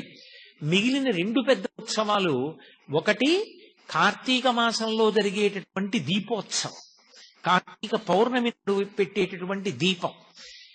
దాని గురించి నేను ప్రత్యేకంగా మీతో ప్రస్తావన చేస్తాను. ఇక 3వ ఉత్సవం పార్వతీ పరమేశ్వరుల మధ్య వచ్చేటటువంటి ప్రణయ కలహోత్సవం చేస్తారు. ఎందుకు వాళ్ళిద్దరి మధ్య ప్రణయ కలహం రావాలి అంటే, భృంగి పరమశివుని దగ్గర ఉండేటటువంటి ప్రమదగణాల్లో ఒకడు. ఆయనది ఒక విచిత్రమైనటువంటి వ్యక్తిత్వం. ఆయనకి 3 కాళ్లతో ఉంటాడు. ఇప్పటికీ మీకు కంచిలో కనపడతాడు. అలాగే మళ్ళీ శ్రీకాకుళం దగ్గర ఉన్నటువంటి క్షేత్రం పరమశివ సందర్భమైనటువంటిది, ఆయన స్పర్శ కలిగినటువంటిది శ్రీముఖలింగం. ఆ శ్రీముఖలింగ క్షేత్రంలో దేవాలయానికి ప్రదక్షిణం చేస్తున్నప్పుడు వెనక గోడ మీద ఉన్నాడు భృంగి. 3 కాళ్లతో ఉంటాడు ఆయన. ఆ భృంగి ఒక్క శివుడికే భక్తుడు, అమ్మవారికి నమస్కారం పెట్టేవాడు కదా ఆయన. పరమశివుడికి ఒక్కటే ప్రదక్షిణం చేసేవాడు, పరమశివుడికి ఒకడికే పాదాలకు నమస్కారం చేసేవాడు. ఓ రోజున ఆగ్రహం వచ్చింది, ఏమిటి ఎప్పుడు ఆయనకే ప్రదక్షిణం చేస్తాడు, ఆయనకే నమస్కారం చేస్తాడు, అసలు నా వంక కూడా చూడడం ఇదేం భక్తి, ఏం చేస్తాడో చూస్తానని భృంగి వస్తూ అమ్మవారు పరమశివుడి యొక్క వామార్థ భాగంలోకి వెళ్ళిపోయి అర్ధనారీశ్వర స్వరూపాన్ని పొందింది. ఇప్పుడు ఎలా ప్రదక్షిణం చేస్తాడు? చెయ్యాలంటే మరి నేను ఉన్నానుగా ఎడం పక్కన, ఏం చేస్తాడో చూస్తానంది. ఆయన తేనెటీగైపోయి పరమశివుడికి పార్వతీదేవికి మధ్యలో తొలిచి కన్నం ప్రదక్షిణం చేశాడు తప్ప అమ్మవారికి ప్రదక్షిణం చేయలేదు. ఆ భృంగికి మోక్షం ఇస్తానన్నాడు పరమేశ్వరుడు. అమ్మవారు ఒక్కనాటికి ఇవ్వడానికి వీల్లేదు. కాదు, భృంగి ఇంత గొప్పవాడు, ఇంతటి ఉదారమైన మనస్సున్నవాడు పార్వతి, నా మీద భక్తి ఉంటే నీ మీద భక్తి ఉన్నట్లే, అందుకు అతనికి మోక్షం ఇస్తానంటాడు పరమేశ్వరుడు. ఇప్పటికీ అరుణాచలంలో ఆ ప్రణయ కలహం అక్కడ ఉన్న అర్చకులు నిర్వహిస్తారు. ఎంత అద్భుతంగా నిర్వహిస్తారు. ఆ ఉత్సవం జరిగినప్పుడు పరమేశ్వరుడు భృంగికి మోక్షం ఇచ్చేస్తాడు. పార్వతీదేవికి కోపం వచ్చి అపితకుచాంబ అమ్మవారు దేవాలయంలోకి వెళ్ళి తలుపులేసేసుకుంటారు. పరమశివుడు ఒక్కడే గిరి ప్రదక్షిణానికి వెడితే దొంగలు దోచుకుంటారు. ఇప్పటికీ ఆ దొంగల తోపు అని అవన్నీ చేస్తారు. ఆ ప్రణయ కలహోత్సవం 2వ పెద్ద ఉత్సవం. అన్నీ నిర్ణయం చేసినటువంటి వాడు గౌతమ మహర్షి. ఎవరి ఆజ్ఞ మేరకి? శివాజ్ఞ మేరకే చేశారు. అటువంటి అరుణాచల క్షేత్రంలో ఆ దేవాలయ ప్రాంగణం అత్యద్భుతమైనటువంటి ప్రాంగణం.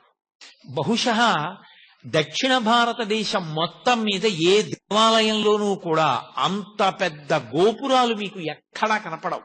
అంతంత పెద్ద పెద్ద గోపురాలు. ప్రత్యేకించి అరుణాచల క్షేత్రంలో తూర్పు గోపురం శ్రీకృష్ణదేవరాయల వారు కట్టించారు. శ్రీకృష్ణదేవరాయల వారు కట్టించినటువంటి ఆ గోపురం ఇక అంత పెద్ద గోపురం మీకు ఎక్కడా కనపడదు. దాన్ని ఎవరైనా ఇలా తలెత్తి చూడవలసిందే. అబ్బా ఎంత పెద్ద గోపురం అంటారు. అంత గొప్ప గోపురం. అరుణాచల క్షేత్ర వైభవంలో గొప్పతనం ఏమిటంటే దాని ఉత్తర గోపురాన్ని కట్టించేటువంటిది ఒక ఆడావిడ. ఆ స్త్రీమూర్తి పేరు అమ్మణ్ణి అమ్మన్. ఆవిడ చాలా చిత్రమైన వ్యక్తి. ఆవిడ పరమశివుని యొక్క అనుగ్రహం చేత ఆవిడికి గొప్ప యోగశక్తులు కలిగాయి. ఆవిడికి గోపురం కట్టించాలని కోరిక. ఆవిడ ప్రతి ఇంటి ముందుకి వెళ్లి గోపురం కట్టడానికి చందా అడిగేది. డబ్బులు లేవంటారేమోనని ఆవిడ ఇంటి ముందు నిలబడి ఆ ఇంట్లో ఇనప్పెట్టె ఎక్కడుందో, ఇనప్పెట్టెలో ఎక్కడ డబ్బు పెట్టారో ఆ డబ్బు ఎంత ఉందో చెప్పేది. ఇంట్లో ఎక్కడెక్కడ దాచారో, ఎక్కడెక్కడ దాచిన డబ్బు ఎంత ఉంటుందో చెప్పి గోపురం కడుతున్నాను డబ్బు ఇమ్మని అడిగేది. అడిగిపోయి పట్టుకెళ్లి డబ్బు ఉండేవారు. ఆవిడ తన యోగశక్తి చేత ఇళ్ల ముందు నిలబడి ఇంటి లోపల ఉన్న పెట్లలో డబ్బు ఎంతుందో చెప్పి వసూలు చేసిన డబ్బుతో ఉత్తర గోపురాన్ని కట్టింది. అలాగే అక్కడ ఒక గోపురాన్ని భళ్ళాల మహారాజు కట్టాడు. భళ్ళాల మహారాజు అపారమైనటువంటి శివభక్తుడు. ఆయనకి 2 భార్యలు. ఆయన విభూతి పుండ్రాలు పెట్టుకుని బొట్టు పెట్టుకుని ఏ శివభక్తుడైనా జంగమదేవరైనా సరే కోరినది ఇచ్చేస్తుండేవాడు.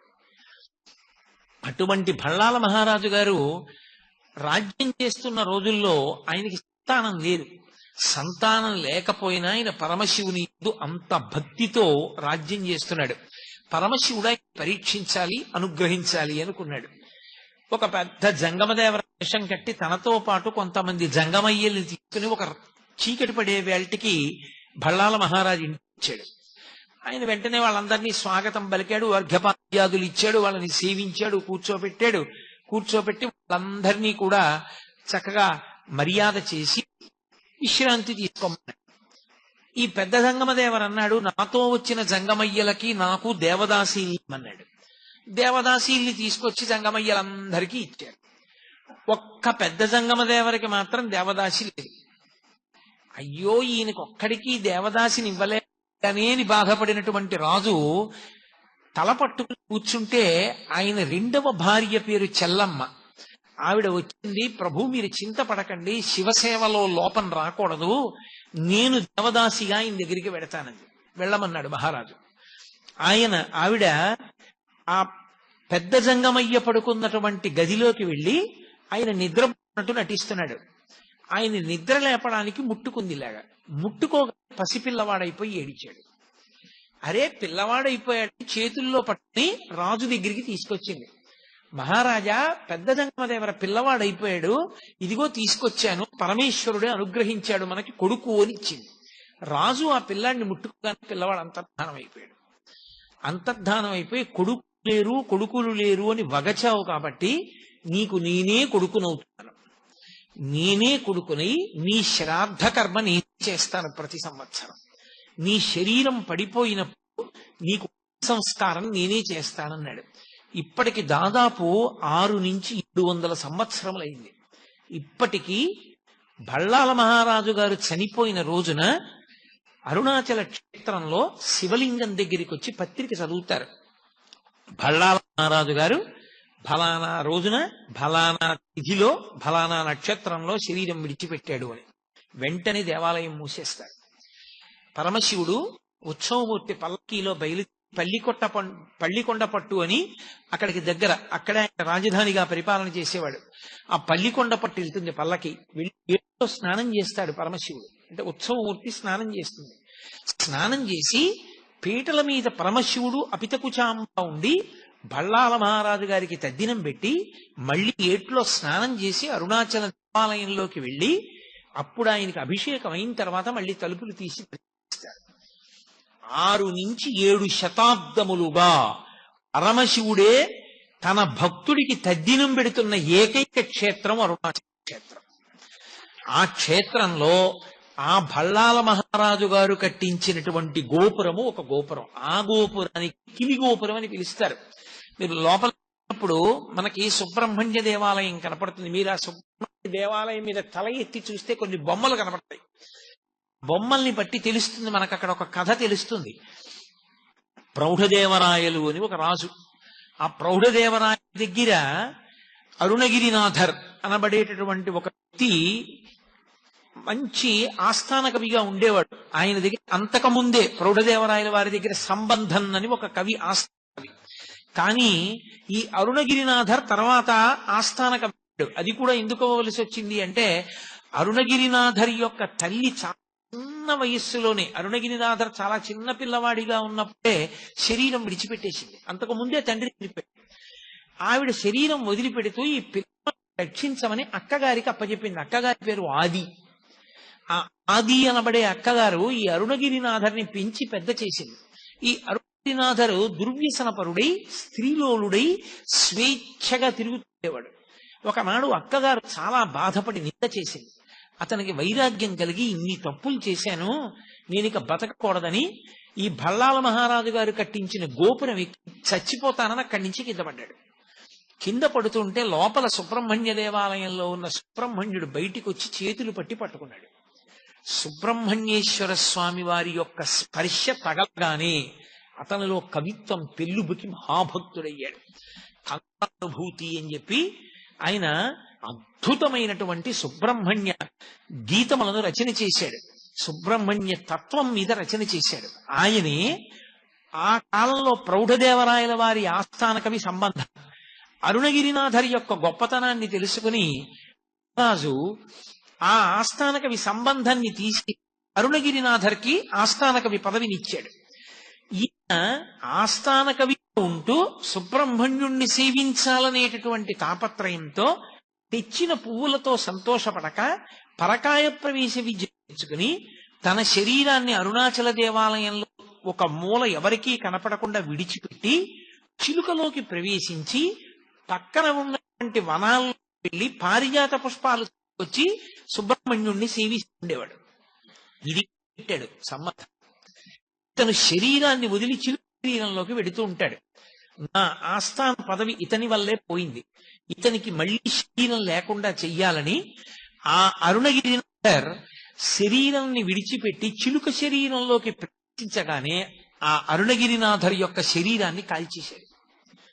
అయిపోయింది. ఆయనకి శరీరం లేదు. లేకపోవడం వల్ల చిలుక రూపంలోనే ఆ గోపురంలో కూర్చొని సుబ్రహ్మణ్యేశ్వర స్వామి వారి మీద ఇప్పటికీ పాటలు పాడతాడు. ఆయన చిలుక రూపంలో పాట పాడే గోపురం కాబట్టి ఆ గోపురానికి కిలిగోపురం అని పేరు. అందుకని కిలిగోపురం అని పిలుస్తారు దాన్ని. ఇప్పటికీ చిలుక బొమ్మ ఉంటుంది దాని మీద. కాబట్టి దానికి కారణం ఆ పాతాళలింగం కింద ఒక సిద్ధుడి సమాధి ఉంది.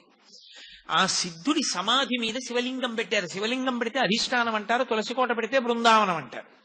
రెండే, ఇక మూడవది పెట్టరు. కాబట్టి అక్కడ శివలింగం పెట్టారు అధిష్టానం. అది పాతాళలింగం. అది లోపలికి గుహలో ఉంటుంది కాబట్టి పాతాళలింగం అంటారు. పైన మంటపం ఉంటుంది. అక్కడికి ఎవ్వరు వెళ్ళేవారు కాదు. అక్కడికి భగవాన్ రమణులు వెళ్లి తపస్సు చేశారు. ఆ పాతాళలింగం, అక్కడ ఉండేటటువంటి నటరాజస్వామి దేవాలయం, అక్కడ ఉండేటటువంటి సిద్ధిప్రదాయకుడైనటువంటి విఘ్నేశ్వరుడు, సుబ్రహ్మణ్యుడు, ఇప్పటికీ తిరుమలాంబాదేవి సముద్రము అని అక్కడి నుంచి కాలువ గుండా నీరు తీసుకొచ్చి అరుణాచల క్షేత్రం లోపల పశ్చిమ దిక్కుగా ఉండేటటువంటి సరోవరానికి శివగంగా అని పేరు. అది తిరుమలాంబా సముద్రం నుంచి ఒక కాలువ ద్వారా తీసుకొస్తారు. రెండవ పక్కన ఉండేటటువంటి తీర్థం బ్రహ్మతీర్థం. అలాగే మీకు అరుణాచలంలో ఖడ్గతీర్థం, సర్వతీర్థం, ఈశాన్య తీర్థం, అగస్త్య తీర్థం, బ్రహ్మతీర్థం, శివగంగ, యమున, ఎన్ని సరస్సులు ఉంటాయి. ప్రతి సరస్సుకి స్థల పురాణం ఉంది. ఒక్కొక్క సరస్సు ఒక్కొక్క కారణానికి వచ్చింది. అగస్త్య మహర్షి ప్రతి సంవత్సరం మార్గశీర్ష మాసంలో వస్తారట. వచ్చి తన శిష్యులతో గిరి ప్రదక్షిణం చేసి ఆ సరస్సులో స్నానం చేసి పెడతారు. ఒక్కొక్క సరస్సులో స్నానానికి ఒక్కొక్క ప్రత్యేకమైన విభూతి కలుగుతుంది. ఒక సరస్సులో స్నానం చేస్తే అపారమైన భక్తి కలుగుతుంది.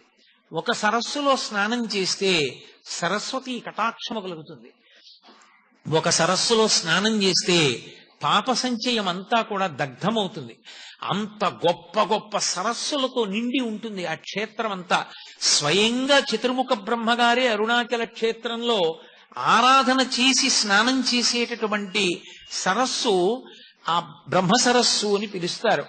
అంత గొప్ప గొప్ప సరస్సులతో కూడుకుని స్థలవృక్షమైనటువంటి ఇప్ప చెట్టుతో ఉంటుంది. అరుణాచల క్షేత్రానికి వెళ్ళినటువంటి వాళ్ళు ఆ దేవాలయంలో పరమేశ్వరుడి పూజ చేసేటప్పుడు ఏ నామాలతో పూజ చెయ్యాలన్నది కూడా పరమశివుడు నిర్ణయం చేశాడు. అరుణాచల క్షేత్రంలో ఈ నామాలతోటే నాకు పూజ, ఇతర నామములు కూడా పలకవచ్చు, ఆడవచ్చు, కానీ ఈ నామములే నా దగ్గర పలకాలి, దాని చేత నేను ఎక్కువ ప్రీతి చెందుతాను. అలాగే అరుణాచల క్షేత్రానికి వచ్చిన వాళ్ళు అరుణాచలంలో కూర్చుని చక్కగా సామూహికంగా భక్తులందరూ కూర్చుని ఒకరు చెప్తుంటే మిగిలిన వాళ్ళు చెప్తూ ఉండాలి ఆ నామాలు. ఆ నామాలన్నీ గౌతమ మహర్షికి చెప్పి గౌతమ మహర్షి చేత సంకలనం చేయించాడు పరమేశ్వరుడు. మీ యొక్క సౌకర్యం కోసం నేను ఆ నామాలు తీసుకొచ్చాను. ఒకసారి మీకు నేను చదివి వినిపిస్తాను. అందున కార్తీక సోమవారం ఇవాళ ఏకాదశి తిథితో ఉంది, పరమపావనమైనటువంటి తిథి కనుక ఒకసారి వినండి. ఆయనే చెప్పినటువంటి నామాలు, అరుణాచల క్షేత్రంలో ఈ నామాలు చెప్పాలి అని. శోణాద్రీశుడు, అరుణాద్రీశుడు, దేవాధీశుడు, జనప్రియుడు, ప్రపన్న రక్షకుడు, ధీరుడు, శివుడు, సేవకవర్ధకుడు, అక్షిపేయామృతేశానుడు, స్త్రీ పుంభావ ప్రదాయకుడు, భక్త విజ్ఞప్తి సంధాత, దీనబంధ విమోచకుడు, ముఖరాంగ్రిపతి, శ్రీమంతుడు, మృడు, మృగమదీశ్వరుడు, భక్త ప్రేక్షణకృత్, సాక్షి, భక్త దోష నివర్తకుడు, జ్ఞాన సంబంధనాథుడు, శ్రీహాలాహల సుందరుడు, అహమైశ్వర్యదాత, స్మత్య సర్వాఘనాశకుడు, వ్యత్యస్త నృత్య ధృజధృక్, సకాంతి, నటేశ్వరుడు, సామప్రియుడు, కలిధ్వంసి, వేదమూర్తి, నిరంజనుడు, జగన్నాథుడు, మహాదేవుడు, త్రినేత్రుడు, త్రిపురాంతకుడు, భక్తాపరాధ సోఢుడు, యోగీశుడు, భోగనాయకుడు, బాలమూర్తి, క్షమారూపి, ధర్మరక్షకుడు, వృషధ్వజుడు, హరుడు, గిరీశ్వరుడు, భర్గుడు, చంద్రశేఖరావతంసకుడు, స్మరాంతకుడు, అంధకరిపుడు, సిద్ధరాజు, దిగంబరుడు, ఆరామప్రియుడు, ఈశానుడు, భస్మ రుద్రాక్షలాంఛనుడు, శ్రీపతి, శంకరుడు, స్రష్ట, సర్వ విఘ్నేశ్వరుడు, అనఘుడు, గంగాధరుడు, క్రతుధ్వంసి, విమలుడు, నాగభూషణుడు, అరుణుడు, బహురూపుడు, విరూపాక్షుడు, అక్షరాకృతి, అనాది, అంతర్హితుడు, శివకాముడు, స్వయం ప్రభువు, సచ్చిదానందరూపుడు, సర్వాత్మ, జీవధారకుడు, స్త్రీ సంగవామ సుభగుడు, విధి విహిత సుందరుడు, జ్ఞానప్రదుడు, ముక్తిదాత, భక్త వాంఛితదాయకుడు, ఆశ్చర్య వైభవుడు, కామి, నిరవధ్యుడు, నిధిప్రదుడు, శూలి, పశుపతి, శంభుడు, స్వయంభువుడు, గిరీశుడు, మృడు. ఇవి అరుణాచల క్షేత్రానికి వెళ్ళినటువంటి భక్తులు తప్పకుండా కూర్చుని చెప్పవలసినటువంటి నామములు. ఎవరు అరుణాచలం వచ్చి ఈ నామములు అరుణాచల క్షేత్రంలో పలుకుతారో, ఎవరు ఈ నామములతో శివలింగానికి పూజ చేసుకుంటారో అటువంటి వారందరికీ కూడా నా యొక్క అనుగ్రహం విశేషంగా కలుగుతుంది అన్నాడు. అరుణాచల క్షేత్రానికి ఉండేటటువంటి మహాత్మ్యం ఏమిటో తెలుసా? అతి ప్రాచీనమై పరమేశ్వరుడు స్వయంభూగా 3 రూపాలతో వెలిసినటువంటి క్షేత్రమైన కారణం చేత అరుణాచలంలో మీరు ఎంత చిన్న పుణ్యకార్యం చెయ్యండి, అది తీవ్ర స్థాయిలో ఫలితాన్ని ఇస్తుంది. సామాన్యమైన ఫలితం కాదు. అది ఏదో పుణ్యంగా మారి వచ్చే జన్మలో మీరు సార్వభౌముడవడం, ఏదో పుణ్యంగా మారి వచ్చే జన్మలో ఐశ్వర్యవంతుడవడం కాదు.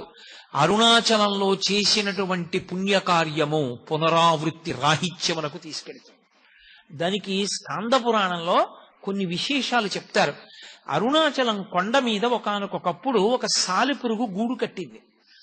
గూడు కడితే లేత సూర్యకిరణాలు పడ్డాయి.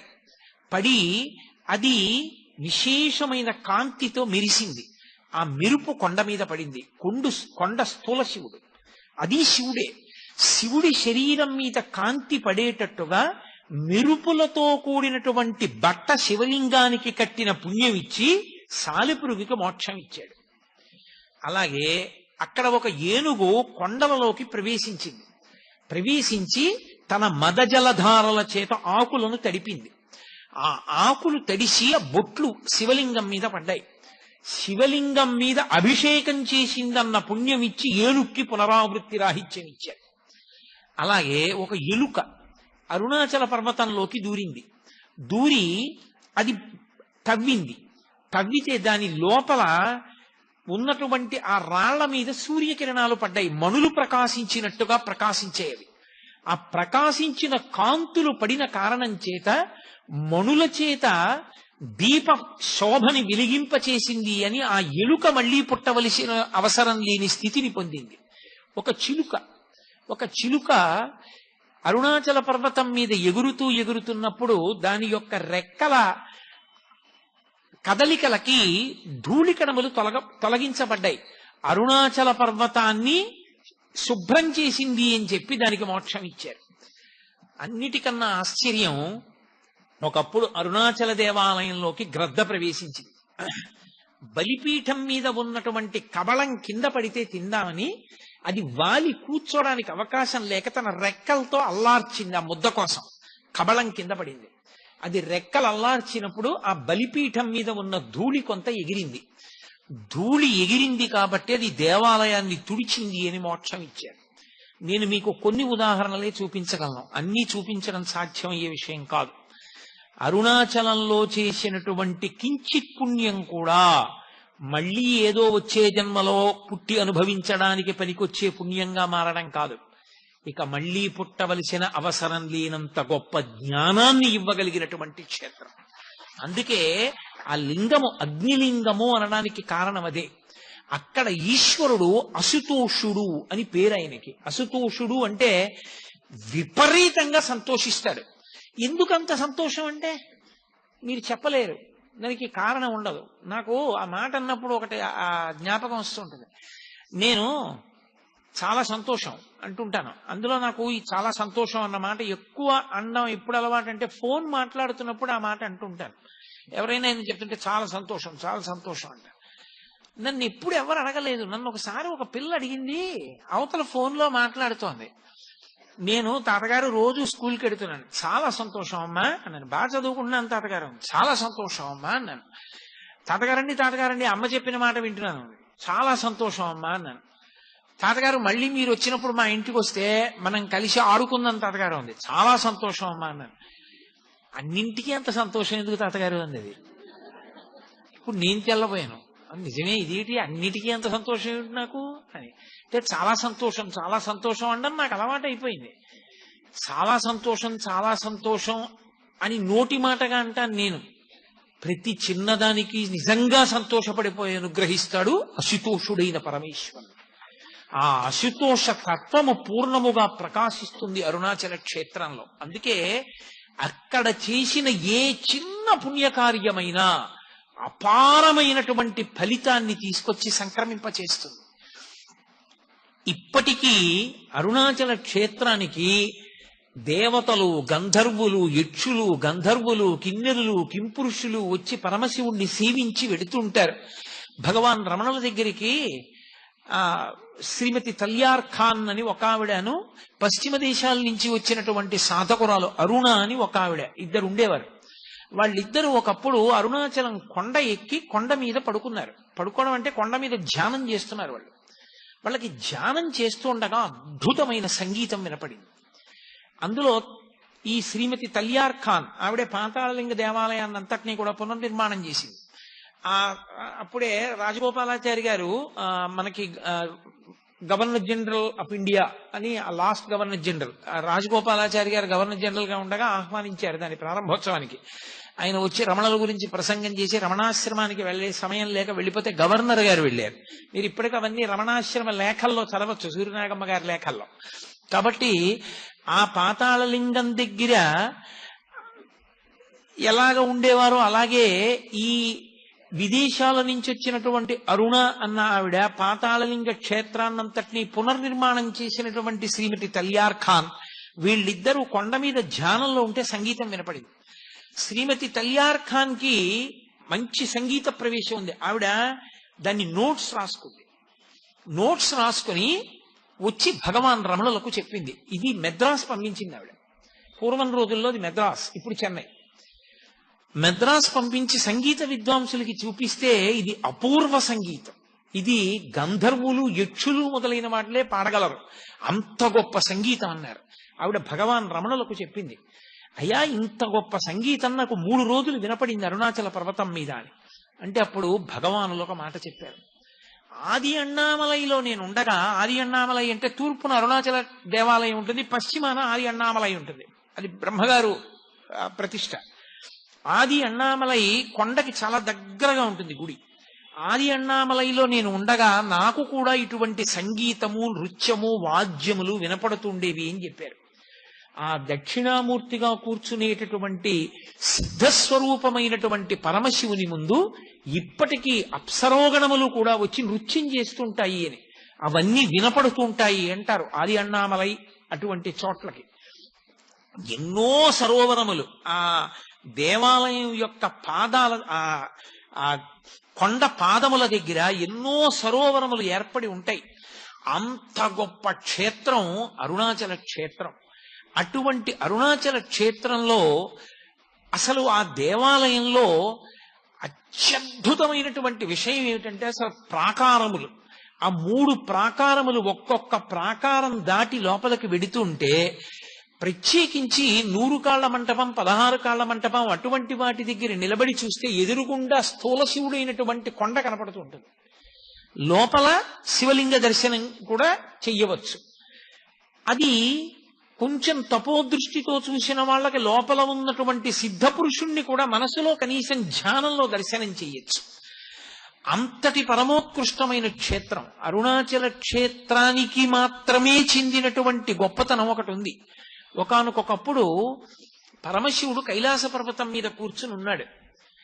కైలాస పర్వతం మీద కూర్చుని ఉండగా పార్వతీదేవి వినోదార్థం వచ్చి ఆయన యొక్క 3 కన్నులు మూసింది, ఇలా చేతులు అడ్డుపెట్టి. 3 కన్నులు అంటే అగ్నిహోత్రము, సూర్యుడు, చంద్రుడు, 3 కన్నులు ఇలా మూసింది ఆయనకి.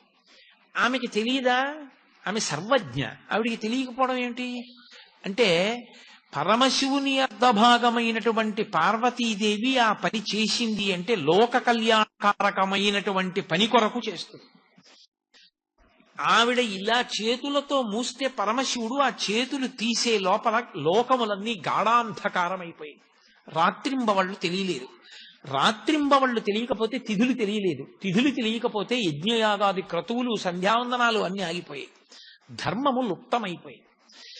ఇంత లుప్తమైంది కాబట్టి నువ్వు వినోదార్థం నా కన్నులు మూసినప్పటికీ తత్పాపాన్ని పోగొట్టుకోవడానికి లోకానికి ఒక మార్గదర్శకత్వంగా నువ్వు భూలోకానికి వెళ్లి తపస్సు చేయవలసింది అన్నాడు పరమశివుడు. నేను అలాగే వెళ్లి తపస్సు చేస్తాను, భూలోకంలో ఎక్కడ కూర్చుని తపస్సు చేయమంటారు అని అడిగింది. మనకి అయోధ్య, మధుర, మాయా, కాశీ, కాంచీ, అవంతిక, పురీ, ద్వారవతి చైవ సప్తైతే మోక్షదాయక అని 7 మోక్షపురాలు. 6 ఉత్తర భారతదేశంలో ఉన్నాయి. దక్షిణ భారతదేశంలో ఉన్న ఏకైక మోక్షపురి కాంచీపురం. కాబట్టి కాంచీపురం వెళ్లి కాంచీపురంలో తపస్సు చెయ్యి అన్నాడు. ఆవిడ కాంచీపురంలో కొంత మట్టి తీసి శివలింగంగా పెట్టి ఆవిడ ఆ శివలింగాన్ని ఆరాధన చేస్తోంది తపస్సు చేస్తూ. పక్కన ఆమె యొక్క శక్తులన్నీ మొహరించి ఉన్నాయి, దుర్గా మొదలైనటువంటి వాళ్ళు. పరమశివుడు ఆమె భక్తిని లోకానికి చాటి చెప్పాలనుకున్నాడు. ఆమె భక్తిని పరిశీలించడం ఎందుకు పరమశివుడికి తెలియదా? అక్కడ ఉండేటటువంటి నదిలో వరదలొచ్చి పెద్ద ఎత్తున వరద వస్తోంది. అమ్మా అమ్మా వరద వస్తోంది, బయటికి వచ్చేయి అన్నారు. అమ్మవారు ఆ నది వరద చూసి భయపడింది. భయమెరగని తల్లి, భయాలు పోగొట్టే తల్లి భయపడి కంపా కంపా అందావిడ. ఆ నదిని కంపా నది అని పిలుస్తారు. ఆ కంపా నది వచ్చి శివలింగాన్ని ఎక్కడ కొట్టుకుపోతుందో సైకతలింగం అని ఆవిడ గట్టిగా కౌగిలించుకుంది ఆ శివలింగాన్ని. కొట్టుకుపోతే నేను కూడా కొట్టుకుపోవాలి తప్ప శివలింగం కొట్టుకుపోకూడదని. నేను ఉమాలింగన సంక్రాంత కుచకం కణముద్రితం లింగమేకామ్రనాథస్య సైకతం సముపాస్మహే అంటారు. ఉమాలింగన సంక్రాంత, అమ్మవారు తన రెండు బాహువులతో ఆ శివలింగాన్ని గట్టిగా కౌగిలించుకున్నప్పుడు ఆమె యొక్క కంకణముల ముద్రలు, ఆమె యొక్క కుచముల ముద్రలు ఆ శివలింగం మీద పడ్డాయి. ఇప్పటికీ ఏకాంబరేశ్వర లింగం మీద ఆ ముద్రలు ఉన్నాయంటారు. కాబట్టి ఉమాలింగన సంక్రాంతకర కంకణము కుచకంకణముద్రితం లింగమేకామ్రనాథస్య సైకతం సముపాస్మహే. అప్పుడు శ్రీ మహావిష్ణువు అన్నారు, అమ్మా ఇదంతా బావగారి లీల, అమ్మవారు నారాయణి ఆయన నారాయణ కదా, పరమశివుని లీలమ్మా, మళ్లీ విపరీత ప్రవాహాన్ని పంపిస్తున్నాడు, పరమశివుణ్ణి మొక్కవోని భక్తితో పట్టుకో అమ్మా, ఆయనే కాపాడతాడన్నాడు. అప్పుడే ఆయన మళ్లీ పరమశివుడు అంత ప్రవాహం వస్తున్నా సరే అమ్మవారు భక్తితో శివలింగాన్ని కౌగలించుకున్నటువంటి తీరు చూసి అనుగ్రహించాడు. అనుగ్రహించి ప్రత్యక్షం అయ్యాడు. ఇప్పటికీ ఆ కంపానది మీరు చూడొచ్చు. ఎక్కడ కనపడుతుందో తెలుసా? కంపానది బయట చూద్దామంటే కనపడదు.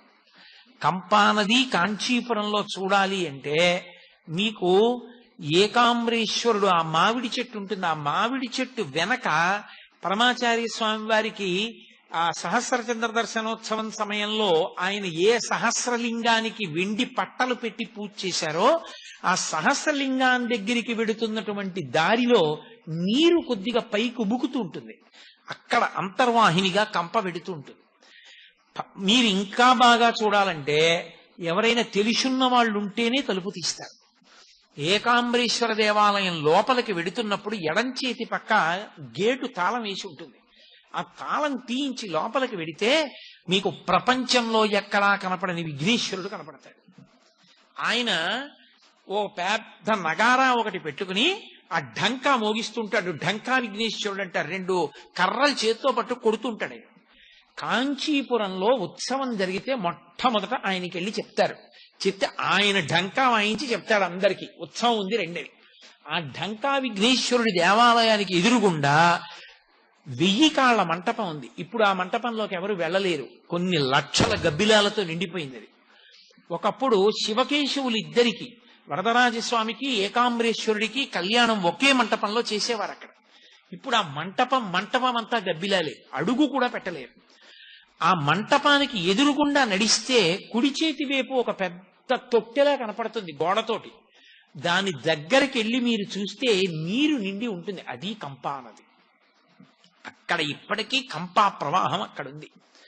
ఆ తల్లికి పరమశివుడు అప్పుడు ప్రత్యక్షం అయ్యాడు. ఆ శివలింగాన్ని కౌగిలించుకున్నప్పుడు ప్రత్యక్షమై నీవు చేసినటువంటి అపరాధమునకు తగిన ప్రాయశ్చిత్తం పూర్తయింది. ఇప్పుడు నిన్ను నేను స్వీకరించడం అరుణాచలంలో చేస్తాను, కాబట్టి అరుణాచల క్షేత్రానికి వెళ్లి గిరి ప్రదక్షిణం చేయమన్నాడు. అంటే అమ్మవారు అరుణాచల క్షేత్రానికి వచ్చి ఇక్కడ నాకు ఈ అరుణాచల వైభవాన్నంతటినీ కూడా తెలియచేయబడవలసిన అవసరమున్న తల్లి అని కాదు. వినడం సంతోషం పిల్లల దగ్గర, చెప్పగలిగిన సమర్థుడెవరని చూసింది. గౌతమ మహర్షి, ఇంకెవరు అంతటి శివభక్తుడు. గౌతమ మహర్షి ఎదురేగి అమ్మవారు వస్తుంటే పురాణంలో వర్ణిస్తారు. అమ్మవారి శరీరంలోంచి మరకతమణి కాంతులు వచ్చేట. నల్లగా ఉంటుంది కదా తల్లి, మరకతమణి కాంతులు వస్తుంటే గౌతమ మహర్షి ఎదురేగి అమ్మవారిని తీసుకొచ్చి కూర్చోపెట్టి అరుణాచల వైభవం అంతటినీ చెప్పాడు. గౌతమ మహర్షి చెప్పిన అరుణాచల వైభవంలోంచి, ఆ దేవాలయ వైభవంలోంచే నేను మీకు ఇప్పటి వరకు చెప్పిన ప్రసంగం చెప్పాను. కాబట్టి అది అమ్మవారికి చెప్పిన ప్రసంగం. ఆ అమ్మవారికి ఇవన్నీ చెప్పి ఆమె ఆ తల్లి అక్కడే ఉండి పరమశివుని యొక్క అనుగ్రహానికి ఎదురు చూస్తోంది. ఆ ఎదురు చూస్తున్న రోజులలో మహిషాసురుడు అమ్మవారిని మోహించి అక్కడికి వచ్చి అమ్మవారితో యుద్ధం చేశాడు. మహిషాసుర సంహారం చేసింది ఆ తల్లి. మహిషుడి శరీరం కింద పడిపోయిన తర్వాత ఆవిడ తేరిపారి చూసేటప్పటికీ ఆయన కంఠం తెగి కంఠంలో నుండి నెత్తుటితో శివలింగం కనపడింది. అరే శివలింగం నెత్తుటితో ఉందేమి అని ఆవిడ ఇలా పైకి తీసింది. అది చేతికి అంటుకుపోయింది. ఆ శివలింగం చేతికి అంటుకుపోతే ఆవిడ గౌతమ మహర్షిని అడిగింది, ఇదేమిటి శివలింగం ఇలా అంటుకుంది అని. అమ్మాయిన మహాశివభక్తి తత్పరుడమ్మా మహిషాసురుడు, కంఠంలో శివలింగాన్ని ఉంచుకున్నవాడు ఉంది. అంతటి మహాశివభక్తి తత్పరుణ్ణి నేను వధించానే అని అమ్మవారు చిన్నబుచ్చుకున్నప్పుడు పరమశివుని యొక్క అశరీరవాణి వినపడింది. వాడు సరి అయిన దీక్షా స్వీకారము చెయ్యకుండా అమంత్రకంగా శివలింగాన్ని కంఠంలో ఉంచుకున్నాడు. అందుకని బుద్ధి ఘోరమైన వైపుకి తిరిగిపోయింది. అందుకుని నీ చేత మరణించాడు. నీ చేత అంటుకున్న శివలింగం ఊడి కింద పడాలి అంటే నువ్వు ఒక పరమోత్కృష్టమైన తీర్థమునందు స్నానం చెయ్యాలి. ఆ శివలింగం ఊడి పడిపోతుంది. పడిపోయినప్పుడు దాన్ని అక్కడ ప్రతిష్ఠ చేయమన్నారు. అప్పుడు గౌతమ మహర్షి అన్నారు, అమ్మా నీకు ఇంకొక తీర్థం ఎందుకమ్మా, ఏ చేత్తో ఇంకొక చేత్తో కత్తి పట్టుకున్నావో ఆ చేతితో నీ ఎదురుగుండా ఉండేటటువంటి శిల మీద ప్రహారం చెయ్యి అన్నారు. ఆమె తన చేతిలో ఉన్న కత్తి తీసి ఎదురుగుండా ఉన్నటువంటి శిల మీద ప్రహారం చేసింది. ఆ శిల బద్దలై అందులోంచి గంగ పుట్టింది. దాన్ని ఖడ్గతీర్థము అంటారు. ఆ ఖడ్గతీర్థంలో స్నానం చేస్తే సమస్త పాపములు ఉపశమిస్తాయి. నా ప్రసంగాలు అయిపోయే లోపల కావాలంటే మీకు నేను ఆ ఫోటోలన్నీ చూపించగలను. అరుణాచలం వెడితే కదా అవన్నీ చూపించగలగడం. ఇక్కడ నేను చూపించగలిగింది ఫోటోలు ఒకటే చూపించగలను. కాబట్టి ఆ ఖడ్గతీర్థంలో స్నానం చేస్తే శివలింగం ఊడి పడిపోయింది. పడిపోతే అప్పుడు ఆ శివలింగాన్ని ఆవిడ ప్రతిష్ఠ చేసింది. ఇప్పటికీ ఉన్నాయి అరుణాచలంలో. అవన్నీ దర్శనం చేయాలనుకున్న వాళ్ళు అవన్నీ దర్శనం చేయొచ్చు. పచ్చయ్యమ్మన్ కోవెల్ అంటారు. ద్రవిడ దేశంలో అమ్మవారి కోవెలని పచ్చయ్యమ్మన్ కోవెల్ అంటారు. పచ్చయ్యమ్మన్ కోవెల్ అంటే పచ్చటి మణికాంతి కలిగిన తల్లి అని. పచ్చటి మణి, మరకత మణి ఎలా ఉంటుందో అటువంటి కాంతి కలిగినటువంటి శరీరం ఉన్న తల్లి అని. భగవాన్ రమణులు తరచుగా ఆ దేవాలయం దగ్గరికి వెడుతుండేవారు. ఆ ఖడ్గతీర్థం దగ్గర తల్లి స్నానం చేసి ప్రదక్షిణం చేస్తోంది. అప్పుడు పరమశివుడు సంతోషించి గిరి రూపంలోంచి బయటికి వచ్చి అమ్మవారిని చెయ్యిచ్చి స్వీకరించాడు. స్వీకరించి ఆయన ఒక మాట చెప్పాడు. తన ఎడం చేత్తో పట్టుకుని అమ్మవారిని తొడ మీద కూర్చోపెట్టుకుని, ఇంట్లో పిల్లవాడు, పసిపిల్లవాడు ఉన్నాడు సుబ్రహ్మణ్యుడు, పాల కోసం ఏడుస్తున్నాడు. పిల్లవాడు పాల కోసం ఏడుస్తున్నా సరే నన్ను చేరుకోవాలన్న తాపత్రయంలో పాప పరిహారం చేసుకోవడానికి కాంచీపురం వెళ్లి తపస్సు చేసి అరుణాచలం వచ్చి మహిషాసుర సంహారం చేసి ఖడ్గతీర్థాన్ని సృష్టించి అందులో స్నానం చేసి శివలింగ ప్రతిష్ఠ చేసి గిరి ప్రదక్షిణం చేసి నన్ను చేరుకున్నావు కనుక కొడుక్కి కూడా పాలివ్వకుండా భర్త మీద ప్రేమతో ఇంత కష్టపడ్డదానివి కాబట్టి కొడుకు చేత కూడా తాగబడని కుచములున్న తల్లివి కాబట్టి అపిత కుచాంబ అన్న పేరుతో నన్ను చేరు అని పిలిచాడు. అందుకని అమ్మవారికి అరుణాచల క్షేత్రంలో ఉన్న తల్లికి అపిత కుచాంబ అని పేరు. అందుకొచ్చింది ఆ పేరు. తాత్వికంగా చూస్తే అమ్మవారి పాలు తాగిన వాడికి శివజ్ఞానం వస్తుంది. అందరికీ దొరికేది కాదు అని చెప్పడానికి. కాబట్టి అపిత కుచాంబ అన్న పేరు ఆయన ఇచ్చి అమ్మవారి చేతి వంక చూశాడు. పార్వతి, ఏమిటి నీ చేతిలో ఉన్న సౌగంధికా పుష్పము అని అడిగాడు. అంటే తల్లి అంది, నేను కైలాసం నుంచి బయలుదేరి కాంచీపురం చేరేటప్పుడు మిమ్మల్ని ఆరాధించడానికి మానస సరోవరంలో వాడిపోనటువంటి ఒక కలవ పువ్వు అత్యంత సుగంధభరితమైన దాన్ని పట్టుకుని బయలుదేరాను. దానితోనే పూజ చేశాను. ఆ పుష్పమే నా చేతిలో ఉంది. దాని సుగంధమే ఈ సుగంధం అంది. అందుకే అమ్మవారి చేతిలో పువ్వు. ఆ తల్లి పరమశివుణ్ణి అడిగింది, ఏమి మీ దగ్గర ఇంత సువాసన వస్తోంది, ఇంత గొప్ప సువాసన చాలా అద్భుతంగా ఉంది అంటే పరమశివుడు అన్నాడు, నా పేరే సుగంధి, సుగంధిం పుష్టివర్ధనం అని కదా. కానీ పార్వతి, అసలు ఇంత సుగంధం రావడానికి కారణం చెప్తాను చూడు. పూర్వం ఒక దైత్యుడు నా గురించి తపస్సు చేశాడు. అతను తపస్సు చేసి చేసి చేసి చేసి నా కోసం అలమటించాడు. నేను ఆయనకి ప్రత్యక్షం అయ్యాను. పులక ఏం కావాలని అడిగాను. ఆయన పేరు పులకుడు, ఆ దైత్యుడి పేరు. పులక నీకేం కావాలని అడిగాను. ఆయన అన్నాడు, ప్రపంచంలో ఎవరికీ లేనంత సుగంధం నా శరీరంలోంచి సహజంగా రావాలి. అటువంటి సుగంధము నా శరీరము నుంచి వచ్చేటట్టుగా నన్ను అనుగ్రహించన్నాడు. అప్పుడు నేను బాగా ఆలోచించి ఆయన్ని పునుగు పిల్లిగా మార్చాను. అది మొదటి పునుగు పిల్లి సృష్టిలో. ఆ పునుగు పిల్లి శరీరంలోంచి పునుగు వస్తుంది. ఆ పునుగు వాసనకి దేవతాకాంతలు కూడా ఆకర్షింపబడి పిల్లి వెంట పరిగెత్తారు. అప్పుడు దేవతలందరూ నా దగ్గరికి వచ్చి, అయ్యా మీరు పులకుణ్ణి పునుగు పిల్లిగా మార్చారు. పునుగు పిల్లి యొక్క పునుగు సువాసనకి మా భార్యలందరూ ఆ పిల్లి వెంట పరిగెడుతున్నారు. కాబట్టి మీరు అనుగ్రహించి ఆ దైత్యుడి శరీరం పడిపోయేటట్టుగా చేసి మా భార్యల్ని మాకు ఇప్పించండి అన్నారు. నేను పులకుణ్ణి పిలిచాను. పులకా, నీ శరీరం వదిలిపెట్టేసేయి, దేవతాకాంతలు నీ వెంట పడుతున్నారట, దేవతలు బాధపడుతున్నారన్నాడు. అంటే ఆయన అన్నాడు, అలాగే వదిలిపెట్టేస్తాను నా శరీరం, కానీ ఒక వరం ఇవ్వండి. నా వంశంలో పుట్టేవన్నీ పునుగు పిల్లులు అవ్వాలి. సాధారణంగా మా వంశంలో పుట్టినటువంటి ఆ ప్రతి మృగం యొక్క పునుగు మీకు చేరాలి. అది మీరు అలదుకున్నప్పుడు మీ యందు శృంగార భావన కలగాలి. మీరు అమ్మవారితో కలిసి పరమ సంతోషంగా ఉల్లాసంగా భక్తజనులందరినీ ఆనందంగా చూడాలి. వాళ్ళ కోరికలు ఈడేర్చాలి. నన్ను అనుగ్రహించమని అడిగాడు. అందుకే అదిగో ఆ పులకుని యొక్క వంశంలో వచ్చినటువంటి జాతి పిల్లులే ఈ పునుగు పిల్లులు ఇప్పుడున్నాయి. ఆ పులకుడు శరీరం వదిలిపెట్టేటప్పుడు అతని శరీరంలో ఉన్న పునుగు నాకు అలదాడు.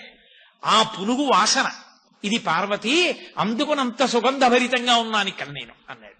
అంటే పార్వతీదేవంది తత్వతః మీది చాలా గొప్ప రూపం. మీరు పైకి చూడడానికి ఏమిటి అలా వేసుకుంటాడాయన అనిపిస్తుంది, కానీ పునుకల పేరు కంఠమున భూరి భుజంగము భూషణంబుగా అనయము భస్మధారణము ఎద్రి నివాసము మీరు విల్లుగా అనుబుగ దంతి చర్మమును హస్తములందు కపాల శూలముల్ పడిబడిదాల్తు శంకర కృపావరు రూపమును ఆశ్రయించదన్. ఆయన మెడలో పెద్ద పావుని వేసుకుంటాడు, ఓ కపాలమాల వేసుకుంటాడు, ఏదో ఒళ్ళంతా శవ విభూతి అలదుకుంటాడు. అదంతా తత్వతః చాలా చాలా గొప్ప విషయాలు. అవన్నీ ఏవో పనికిమాలిన విషయాలని మీరు అనుకోకూడదు. అంత గొప్ప శక్తి కలిగినటువంటి పరమేశ్వరుడు పునుకులమాల వేసుకుంటాడు అంటే చేతకానివాడై కాదు. బ్రహ్మగారి పుర్రె పడిపోతే అయ్యో పాపం సృష్టి చేసినవాడు ఆయన పుర్రె కూడా పడిపోవడమా అని ఓ తడపకి గుచ్చి మెళ్ళో వేసుకున్నాడు. అలాంటి పుర్రెలమాల అంత పెద్దదైంది అంటే ఎంతమంది బ్రహ్మలు వెళ్ళిపోయారు, ఆయన మాత్రం అలాగే ఉన్నాడు. ఆయన యొక్క శాశ్వతత్వాన్ని తెలియచేస్తుంది అంతే తప్ప ఆయన ఏదో చేతకానివాడై వేసుకున్నాడని అనుకోకూడదు. అటువంటి గొప్ప స్వరూపము మీదైనా అమ్మ బాబోయ్ ఆయన పావులు వేసుకుంటారు, ఆయన శివ విభూతి రాసుకుంటారు అని లోకంలో పేరు. కాబట్టి ఒక్క అరుణాచల క్షేత్రంలో మాత్రం మీరు అలా ఉండకుండా పరమమంగళ స్వరూపంతో ఉండాలి. ఎంత పరమమంగళ స్వరూపం! లింగ పురాణంలో చెప్తారు, అప్రాకృత శరీరం తం అతిమన్మథరూపిణం ఘృతరీతి ఘనీభూతం సచ్చిదానంద విగ్రహం అని. పేరుకున్న నెయ్యి ఎంత బాగుంటుందో అలా ఆ పరమశివ స్వరూపం అంత వైభవోపేతంగా ఉంటుంది. అంత మంగళప్రదుడమైనటువంటి స్వరూపంతో ఉండాలి. నీ ఆజ్ఞ పాటించి అష్టదిక్పాలకులు కూడా నీ చుట్టూ నిన్ను సేవిస్తూ ఉండాలి. సేవిస్తూ ఎవరెవరు నీ దర్శనానికి వచ్చారో, ఎవరెవరు నీకు నమస్కరించారో వాళ్ళందరూ కూడా అనుగ్రహింపబడాలి. వాళ్లకున్నటువంటి దురితములన్నీ పోవాలి. పరమమంగళ స్వరూపంతో వెలియాలి. కోటి సూర్య ప్రతీకాశం సర్వావయవ సుందరం విచిత్రవసంచాధ నానాభూషణభూషితం అని ఆయన సుప్రసన్నం సులావణ్యం సుహాసంచ మనోహరం గౌరాభం ద్యుతి సంయుక్తం చంద్రరేఖా విభూషితం సూర్యేణ చిత్రితం మూర్ధ్ని చంద్రదండ విరాజితం గంగా చ యమునా చైవ విధర్తు స్మనుచామరే అని వ్యాస భగవానుడు శివమహాపురాణంలో వర్ణించినట్టు ఒక అతిమంగళ స్వరూపం అంటారు దాన్ని. అసలు శివుని యొక్క యథార్థ స్వరూపం అలా ఉంటుంది. అందులో ఆయన అలా ఉన్నప్పుడు కోటి సూర్య ప్రతీకాశం, కోటి సూర్యులు ఒక్కసారి ఉదయిస్తే ఎంత కాంతి ఉంటుందో అంత గొప్ప కాంతితో నువ్వు వెలియాలి. కాబట్టి కోటి సూర్య ప్రతీకాశం సర్వావయవ సుందరం. ఏ అవయవం వంక చూసినా కన్ను తిప్పుకోవడానికి వీలుండకూడదు. అంత సుందర రూపంతో సుందర శివుడిగా వెలియాలి నువ్వు. కాబట్టి సర్వావయవ సుందరం. దానితో పాటుగా విచిత్ర వసనంచాధ. ఆ గజాసురుడికి మాటిచ్చాడని ఏనుగు తోలు కట్టుకుంటాడు. ఇక్కడ నువ్వు ఏనుగు తోలు కట్టుకోకూడదు. చీనాంబరములు మంచి పట్టుపుట్టాన్ని కట్టుకోవాలి. విచిత్ర వసంచాధ నానాభూషణ భూషితం. అద్భుతమైనటువంటి అలంకారములన్నీ చేసుకోవాలి. దానితో పాటుగా సుప్రసన్నం సులావణ్యం సుహాసంచ మనోహరం. అతి ప్రసన్నమైనటువంటి స్వరూపంతో ఉండాలి. ఎవరైనా వచ్చి నీ కాళ్ళ మీద పడిపోవచ్చు. అంత ప్రసన్నుడవై ఉండాలి, అంత సులభుడవై ఉండాలి. సుప్రసన్నం సులావణ్యం సుహాసంచ మనోహరం. మంచి చిరునవ్వు నవ్వుతూ ఉండాలి. నీలో నువ్వు రమిస్తూ కన్నులు మూసుకుని అరమోడ్పు కన్నులతో ఉండకూడదు. కన్నులు తెరిచి నవ్వుతూ ఉండాలి. సుహాసంచ మనోహరం. చూడగానే అవతల వారి మనస్సు హరింపబడాలి. సుహాసంచ మనోహరం గౌరాభం, తెలుపు ఎరుపు పసుపులు కలిసిన కాంతితో ఉండాలి. జ్యుతి సంయుక్తం, నీలోంచి మంచి కాంతి ప్రసరిస్తూ ఉండాలి. గౌరాభం జ్యుతి సంయుక్తం చంద్రరేఖ విభూషితం, తదియనాటి చంద్రరేఖని కిరీటంలో ధరించిన వాడవై ఉండాలి. సూర్యేణ చిత్రితం మూర్తిని, సూర్యుడు నీ తల మీద గొడుగై ఉండాలి. చంద్రదండ విరాజితం, చంద్రుడు దానికి దండమై ఉండాలి, కర్రై ఉండాలి. గంగా చ యమునా చైవ విధర్తుస్మనుచామరే, గంగా యమున రెండు పక్కల నిలబడి నీకు చామరం వేస్తూ ఉండాలి. అంత గొప్ప స్వరూపంగా పార్వతీ కళ్యాణంలో కనపడ్డావు. మళ్ళీ అంత గొప్ప మంగళ స్వరూపంగా నువ్వు అరుణాచలంలో కూర్చోవాలి. నీ దగ్గర నుంచి వచ్చినటువంటి ఆ పులకుడు పునుగు పిల్లిగా మారినప్పుడు నీకు అలదినటువంటి ఆ పునుగున్నదే, ఆ వాసన చూసినప్పుడు నాకు ఈ కోరిక కలిగింది. కాబట్టి అరుణాచలంలో నువ్వు అంత పరమమంగళ స్వరూపంతో వెలియాలని కోరుకుంది. అందుకే పసిపిల్లల దగ్గర నుండి పెద్దవాళ్ల వరకు అందరికీ అందుబాటులో ఉన్న స్వామి. అందరూ ఆ కొండ ఎక్కుతారు, కొండ మీద తిరుగుతారు, కొండ మీద సంతోషంగా గడుపుతారు, ప్రదక్షిణం చేస్తారు. అంత గొప్పగా గడపడానికి అవకాశం ఇచ్చినటువంటి క్షేత్రం. ఆ అగ్నిస్వరూపమే పావకి అని పేరు సుబ్రహ్మణ్యుడికి. అందుకే సుబ్రహ్మణ్యుడికి కూడా ఆలవాలమైనటువంటి క్షేత్రం అరుణాచల క్షేత్రం. శివ శివ, శివ అంటే పార్వతీదేవి, శివ అంటే శివుడు. శివుడు పార్వతుల యొక్క సమాగమ స్వరూపానికి సరియైనటువంటి నిర్వచనమే సుబ్రహ్మణ్యుడు. అటువంటి సుబ్రహ్మణ్య తేజస్సుకి ఆలవాలమైన క్షేత్రం కాబట్టే సుబ్రహ్మణ్యావతారంగా భగవాన్ రమణులు అక్కడ వెలిశారు, అక్కడే ఉన్నారు చాలా కాలం. కాబట్టి అటువంటి క్షేత్రంలో ఒక విశేషం జరిగింది కూడా. నేను మీతో అరుణగిరినాథర్ జీవితం గురించి ప్రస్తావన చేశాను. అరుణగిరినాథర్ని ఒకప్పుడు ప్రౌఢదేవరాయలు అడిగాడు, నాకు సుబ్రహ్మణ్యేశ్వర స్వామి వారి యొక్క దర్శనం చేయించు అని అడిగాడు. అడిగితే ఆయన అన్నాడు, నీకు దర్శనం చేయించడానికి ఒక పెద్ద ఇబ్బంది ఉంది. సుబ్రహ్మణ్య దర్శనం చేసే ప్రయత్నం చేస్తే, నిజంగా స్వామి నీకు దర్శనమిస్తే, ఆయన యొక్క విశేషమైన కాంతి వలన నీ నేత్రములు రెండు దృష్టిని పోగొట్టుకుంటాయి, ఇక నీకు కళ్ళు కనపడవు, అందుకని వద్దన్నాడు. అంటే ఆయన అన్నాడు, కళ్ళు పోయినా పర్వాలేదు, నాకు సుబ్రహ్మణ్య దర్శనం చేయించన్నాడు. సరే, ఇద్దరూ కలిసి దేవాలయంలోకి వెళ్ళారు, అరుణాచలేశ్వర దేవాలయంలోకి. సుబ్రహ్మణ్యేశ్వర స్వామి ముందు నుంచి అరుణగిరినాథర్ స్తోత్రం చేశాడు. సుబ్రహ్మణ్యుడు ప్రౌఢదేవరాయల వారికి ఎదురుగుండా ఉన్న స్తంభంలోంచి ప్రత్యక్షమై ప్రకాశించాడు. ఆయన కనపడగానే ప్రౌఢదేవరాయల వారి రెండు కళ్ళు పోయాయి. కళ్ళు పోగానే మళ్ళీ అరుణగిరినాథర్కి బాధ కలిగి, అయ్యో రాజు కళ్ళు పోయాయని మళ్ళీ సుబ్రహ్మణ్యుడిని ప్రార్థించాడు కళ్ళిమ్మని. మళ్ళీ సుబ్రహ్మణ్యుడు ప్రౌఢదేవరాయల వారికి కళ్ళిచ్చేశాడు. అందుకే ఇప్పటికీ కూడా ఈ కథ జరిగినటువంటిది, ఈ వైభవం జరిగినటువంటిది కాబట్టి ఆ క్షేత్రంలో సుబ్రహ్మణ్య దేవాలయాన్ని ప్రత్యేకంగా ఒక పేరుతో పిలుస్తారు. తిరు కంబత్తి నాయలార్ దేవాలయము అని పిలుస్తారు దాన్ని. ప్రౌఢదేవరాయల వారికి తన దర్శనమిచ్చి కళ్ళు పోతే మళ్ళీ కళ్ళిచ్చినటువంటి క్షేత్రం కాబట్టి అంత గొప్పగా అమ్మవారి కోరిక తీర్చడానికి పరమమంగళప్రదమైన స్వరూపంతో పరమశివుడు వెలిసినటువంటి క్షేత్రం సుబ్రహ్మణ్యేశ్వర స్వామి వారు వెలిసినటువంటి క్షేత్రం. ఆ క్షేత్రంలో మీతో నేను భళ్ళాల మహారాజు గారికి పరమేశ్వరుడు ఎంత అనుగ్రహాన్ని కురిపించాడో మనవి చేశాను. ఆ తరువాతి కాలంలో, ఈ మధ్య కాలంలో జరిగినటువంటి సంఘటనగా చెప్తారు పెద్దలు. ఒక గొప్ప ఐశ్వర్యవంతురాలు ఒంటి నిండా నగలు పెట్టుకుని తిరువణ్ణామలై అంటారు అరుణాచలాన్ని. తిరువణ్ణామలైలో ఒక పెళ్లికి వెళ్లడం కోసమని రైల్వే స్టేషన్ లో దిగింది. బాగా చీకటి పడిపోయింది అప్పటికే రాత్రి. ఆమె ఒక జట్కా మాట్లాడుకుని ఆ చిరునామా చెప్పి నన్ను నా ఇంటికి తీసుకెళ్లమని అడిగింది. ఆ జట్కా బండివాడు ఈమె ఎక్కినటువంటి బండిని అరుణాచలం అరణ్యం ఆ కొండ మొదట్లోకి తీసుకుపోతున్నాడు. ఆవిడికి అర్థమైంది, నన్ను దోచుకోవడానికి తీసుకెళ్తున్నాడు. ఆమె గట్టిగా అరిచింది, ఎక్కడికి తీసుకెళ్తున్నాను, నోరు మొయ్యి, నోరెత్తే చంపేస్తానన్నాడు. ఆమెకి చేసేదేమీ లేక భయపడిపోయి నిశ్శబ్దంగా కూర్చుని ఆ చీకట్లో తనని రక్షించే వాళ్ళు లేరని ఆ పొదల్లో చెట్ల మధ్య నుంచి జట్కా వెళ్ళిపోతుంటే ఆమె అరుణాచల శివ, అరుణాచల శివ, అరుణాచల శివ అని మనసులో స్మరించింది.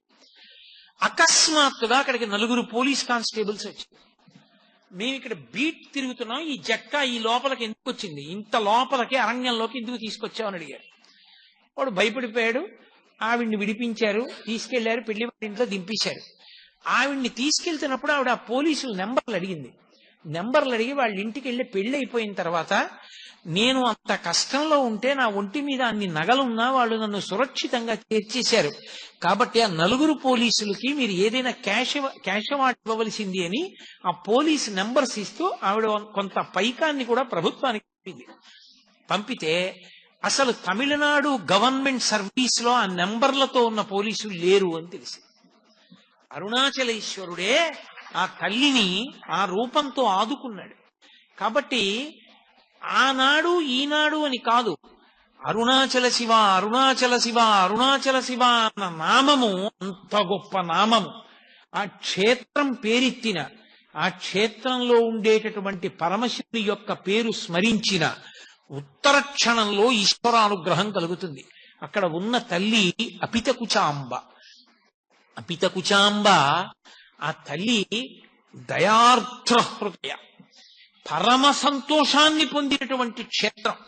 ఆమె పరమశివుని యొక్క నేత్రములను మూసినటువంటి కారణం చేత లోకానికి కలిగినటువంటి ఇబ్బంది తన వలన కలిగిందన్న భావం చేత ఆ పాపం ఆవిడికి లేకపోయినా, ఆవిడ ప్రాయశ్చిత్తంగా కాంచీపురం అరుణాచలం వచ్చి తపస్సు చేసి మళ్లీ పరమశివుని యొక్క వామార్ధ భాగాన్ని చేరుకున్న కారణం చేత పరమ ప్రసన్నురాలై కూర్చున్నటువంటి క్షేత్రం అరుణాచల క్షేత్రం. అందుకే అపితకుచాంబ దర్శనం చేసినా, ఆవిడ్ని స్తోత్రం చేసినా, ఆవిడికి నమస్కరించినా ఉత్తర క్షణంలో పలుకుతుంది. కావ్యకంఠ గణపతి మునికి ఆ తల్లి ఎంత పలికిందో మీకు నేను నా ప్రసంగా అయిపోయే లోపల అరుణాచల క్షేత్రంతో అద్భుతంగా తమ జీవితాలు ముడివేసుకున్న మహాయోగులు కొంతమంది ఉన్నారు. అందులో మొట్టమొదటి వారి శేషాద్రి స్వామి. శేషాద్రి స్వామి రమణ మహర్షులు ఇక్కడ ఉన్నారని కనిపెట్టారు. శేషాద్రి స్వామి అసలు అరుణాచలం అంటే మారుపేరుగా మారిపోయిన వారు మహానుభావులు భగవాన్ రమణులు. అలాగే భగవాన్ రమణుల ఆశ్రమంలో ఆయన ఎప్పుడు మాట్లాడేవారు కాదు, మౌనస్వామి అని పేరు. ఆయన ఎప్పుడైనా నోరు విప్పి ఒక్క మాట మాట్లాడితే ఆయన మాట్లాడిన మాటల్ని వెంటనే పోస్ట్ కార్డు మీద రాసి వాళ్ళ అన్నయ్య గారికి పంపిస్తూ ఉండేవారు, సూరి నాగమ్మ గారు. ఆవిడ వ్రాసిన లేఖల వలన రమణ మహర్షి మాట్లాడిన మాటలని ఇవాళ లోకానికి అందేయి. అంతటి మహాతల్లి సూరి నాగమ్మ గారు. అలాగే భగవాన్ రమణులకు ఆ పేరు ఉంచినటువంటి వారు రమణుల యొక్క పరిపూర్ణమైన అనుగ్రహాన్ని పొంది నైరుతిలింగం దగ్గర తపస్సు చేసి షట్చక్రభేదం వరకు చెయ్యగలిగినటువంటి స్థితికి ఎదిగిపోయిన వారు కావ్యకంఠ గణపతి ముని. వీళ్ళందరికీ అరుణాచల క్షేత్రంతో ఒక గొప్ప అనుబంధం. నేను ఈ ప్రసంగాలు పూర్తి చేసే లోపల అరుణాచల వైభవాన్ని ఈ కోణాల్లో, ఈ మహాయోగుల యొక్క జీవితాలు, వాళ్ళ జీవితాల్లో తటస్థించిన సంఘటనలు, అరుణాచల పర్వతంతో అరుణాచల శివునితోటి వాళ్లకున్న అనుబంధము, ఈ విశేషాల గురించి నేను ప్రతిరోజు ఆ యోగుల జీవితాలతో కలిపి మీకు చూపించే ప్రయత్నం చేస్తాను. అప్పుడు ఆ రమణుల యొక్క తత్వము, అరుణాచల క్షేత్ర వైభవము రెండు కలిపి ప్రకాశింపచేసేటటువంటి అవకాశం కుదురుతుంది. నేను మీతో మనవి చేశాను, అరుణాచల క్షేత్రంలో అత్యంత ప్రధానమైనది ఇది అని అడిగాడు గౌతమ మహర్షి పరమశివుడు. ఇక్కడ నేను చాలా తొందరగా ప్రీతి చెందేది దేనికో తెలుసా? ప్రదక్షిణము చేత అని చెప్పాడు శివుడు. ఇక్కడ ప్రదక్షిణం చేస్తే అసలు దాని వలన వచ్చేటటువంటి ఫలితాన్ని చెప్పడం సాధ్యం కాదు. అది ఎంత ఫలవంతమో రేపు మీకు చూపిస్తాను. అరుణాచల గిరి ప్రదక్షిణం అంత గొప్పది. కామకోటి పీఠాధిపతులైన పరమాచార్య స్వామి తరచుగా చెప్తుండేవారు, వెళ్ళి అరుణాచలానికి ప్రదక్షిణం చెయ్యండి అంటుండేవారు. ఏదో ఒళ్ళు పెద్దదైపోయింది, బరువు ఎక్కువైపోయింది, ఏం చేయమంటారని అడిగితే ఒక ఆయన, అరుణాచలంలో 15 రోజులు ఉండి రోజు గిరి ప్రదక్షిణం చెయ్యి, ఆరోగ్యానికి ఆరోగ్యం కుదురుతుంది, బరువు తగ్గుతుంది, ఈశ్వరానుగ్రహం కలుగుతుందని చెప్తుండేవారు. అంత గొప్పది గిరి ప్రదక్షిణం. రెండవది అరుణాచల జ్యోతి. అరుణాచల జ్యోతి అంత గొప్పది. ప్రత్యేకంగా అదే ఒక గొప్ప జ్యోతి, కొండ జ్యోతి. ఇప్పటికీ కొంతమందికి అరుణాచల శివలింగం దర్శనం చేస్తున్నప్పుడు కూర్చున్న భగవాన్ రమణులు కనపడుతూ ఉంటారు. ఇప్పటికీ ఎందరో పెద్దలు అరుణాచల పర్వతంలో జ్యోతులను దర్శనం చేసిన వాళ్ళు, జ్యోతులు వెడుతుండగా చూసిన వాళ్ళు, జ్యోతులు పైకి లేస్తుండగా చూసిన వాళ్ళు, కొండనంతటి ఒక జ్యోతిగా దర్శనం చేసిన వాళ్ళు ఎందరో ఉన్నారు. అంత గొప్ప క్షేత్రం. అందుకే రేపు ద్వాదశి శుభదినం కనుక రేపటి రోజు మాత్రం అరుణాచల గిరి ప్రదక్షిణం గురించి, అరుణాచలంలో జరిగేటటువంటి కార్తీక జ్యోతి ఉత్సవం గురించి, అసలు ఆ జ్యోతి, ఆ వైభవం, అది ఎన్ని రోజులు జరుగుతుంది, దాని వైభవం ఏమిటి అన్న విషయాల గురించి రేపటి రోజున ప్రస్తావన చేస్తాను.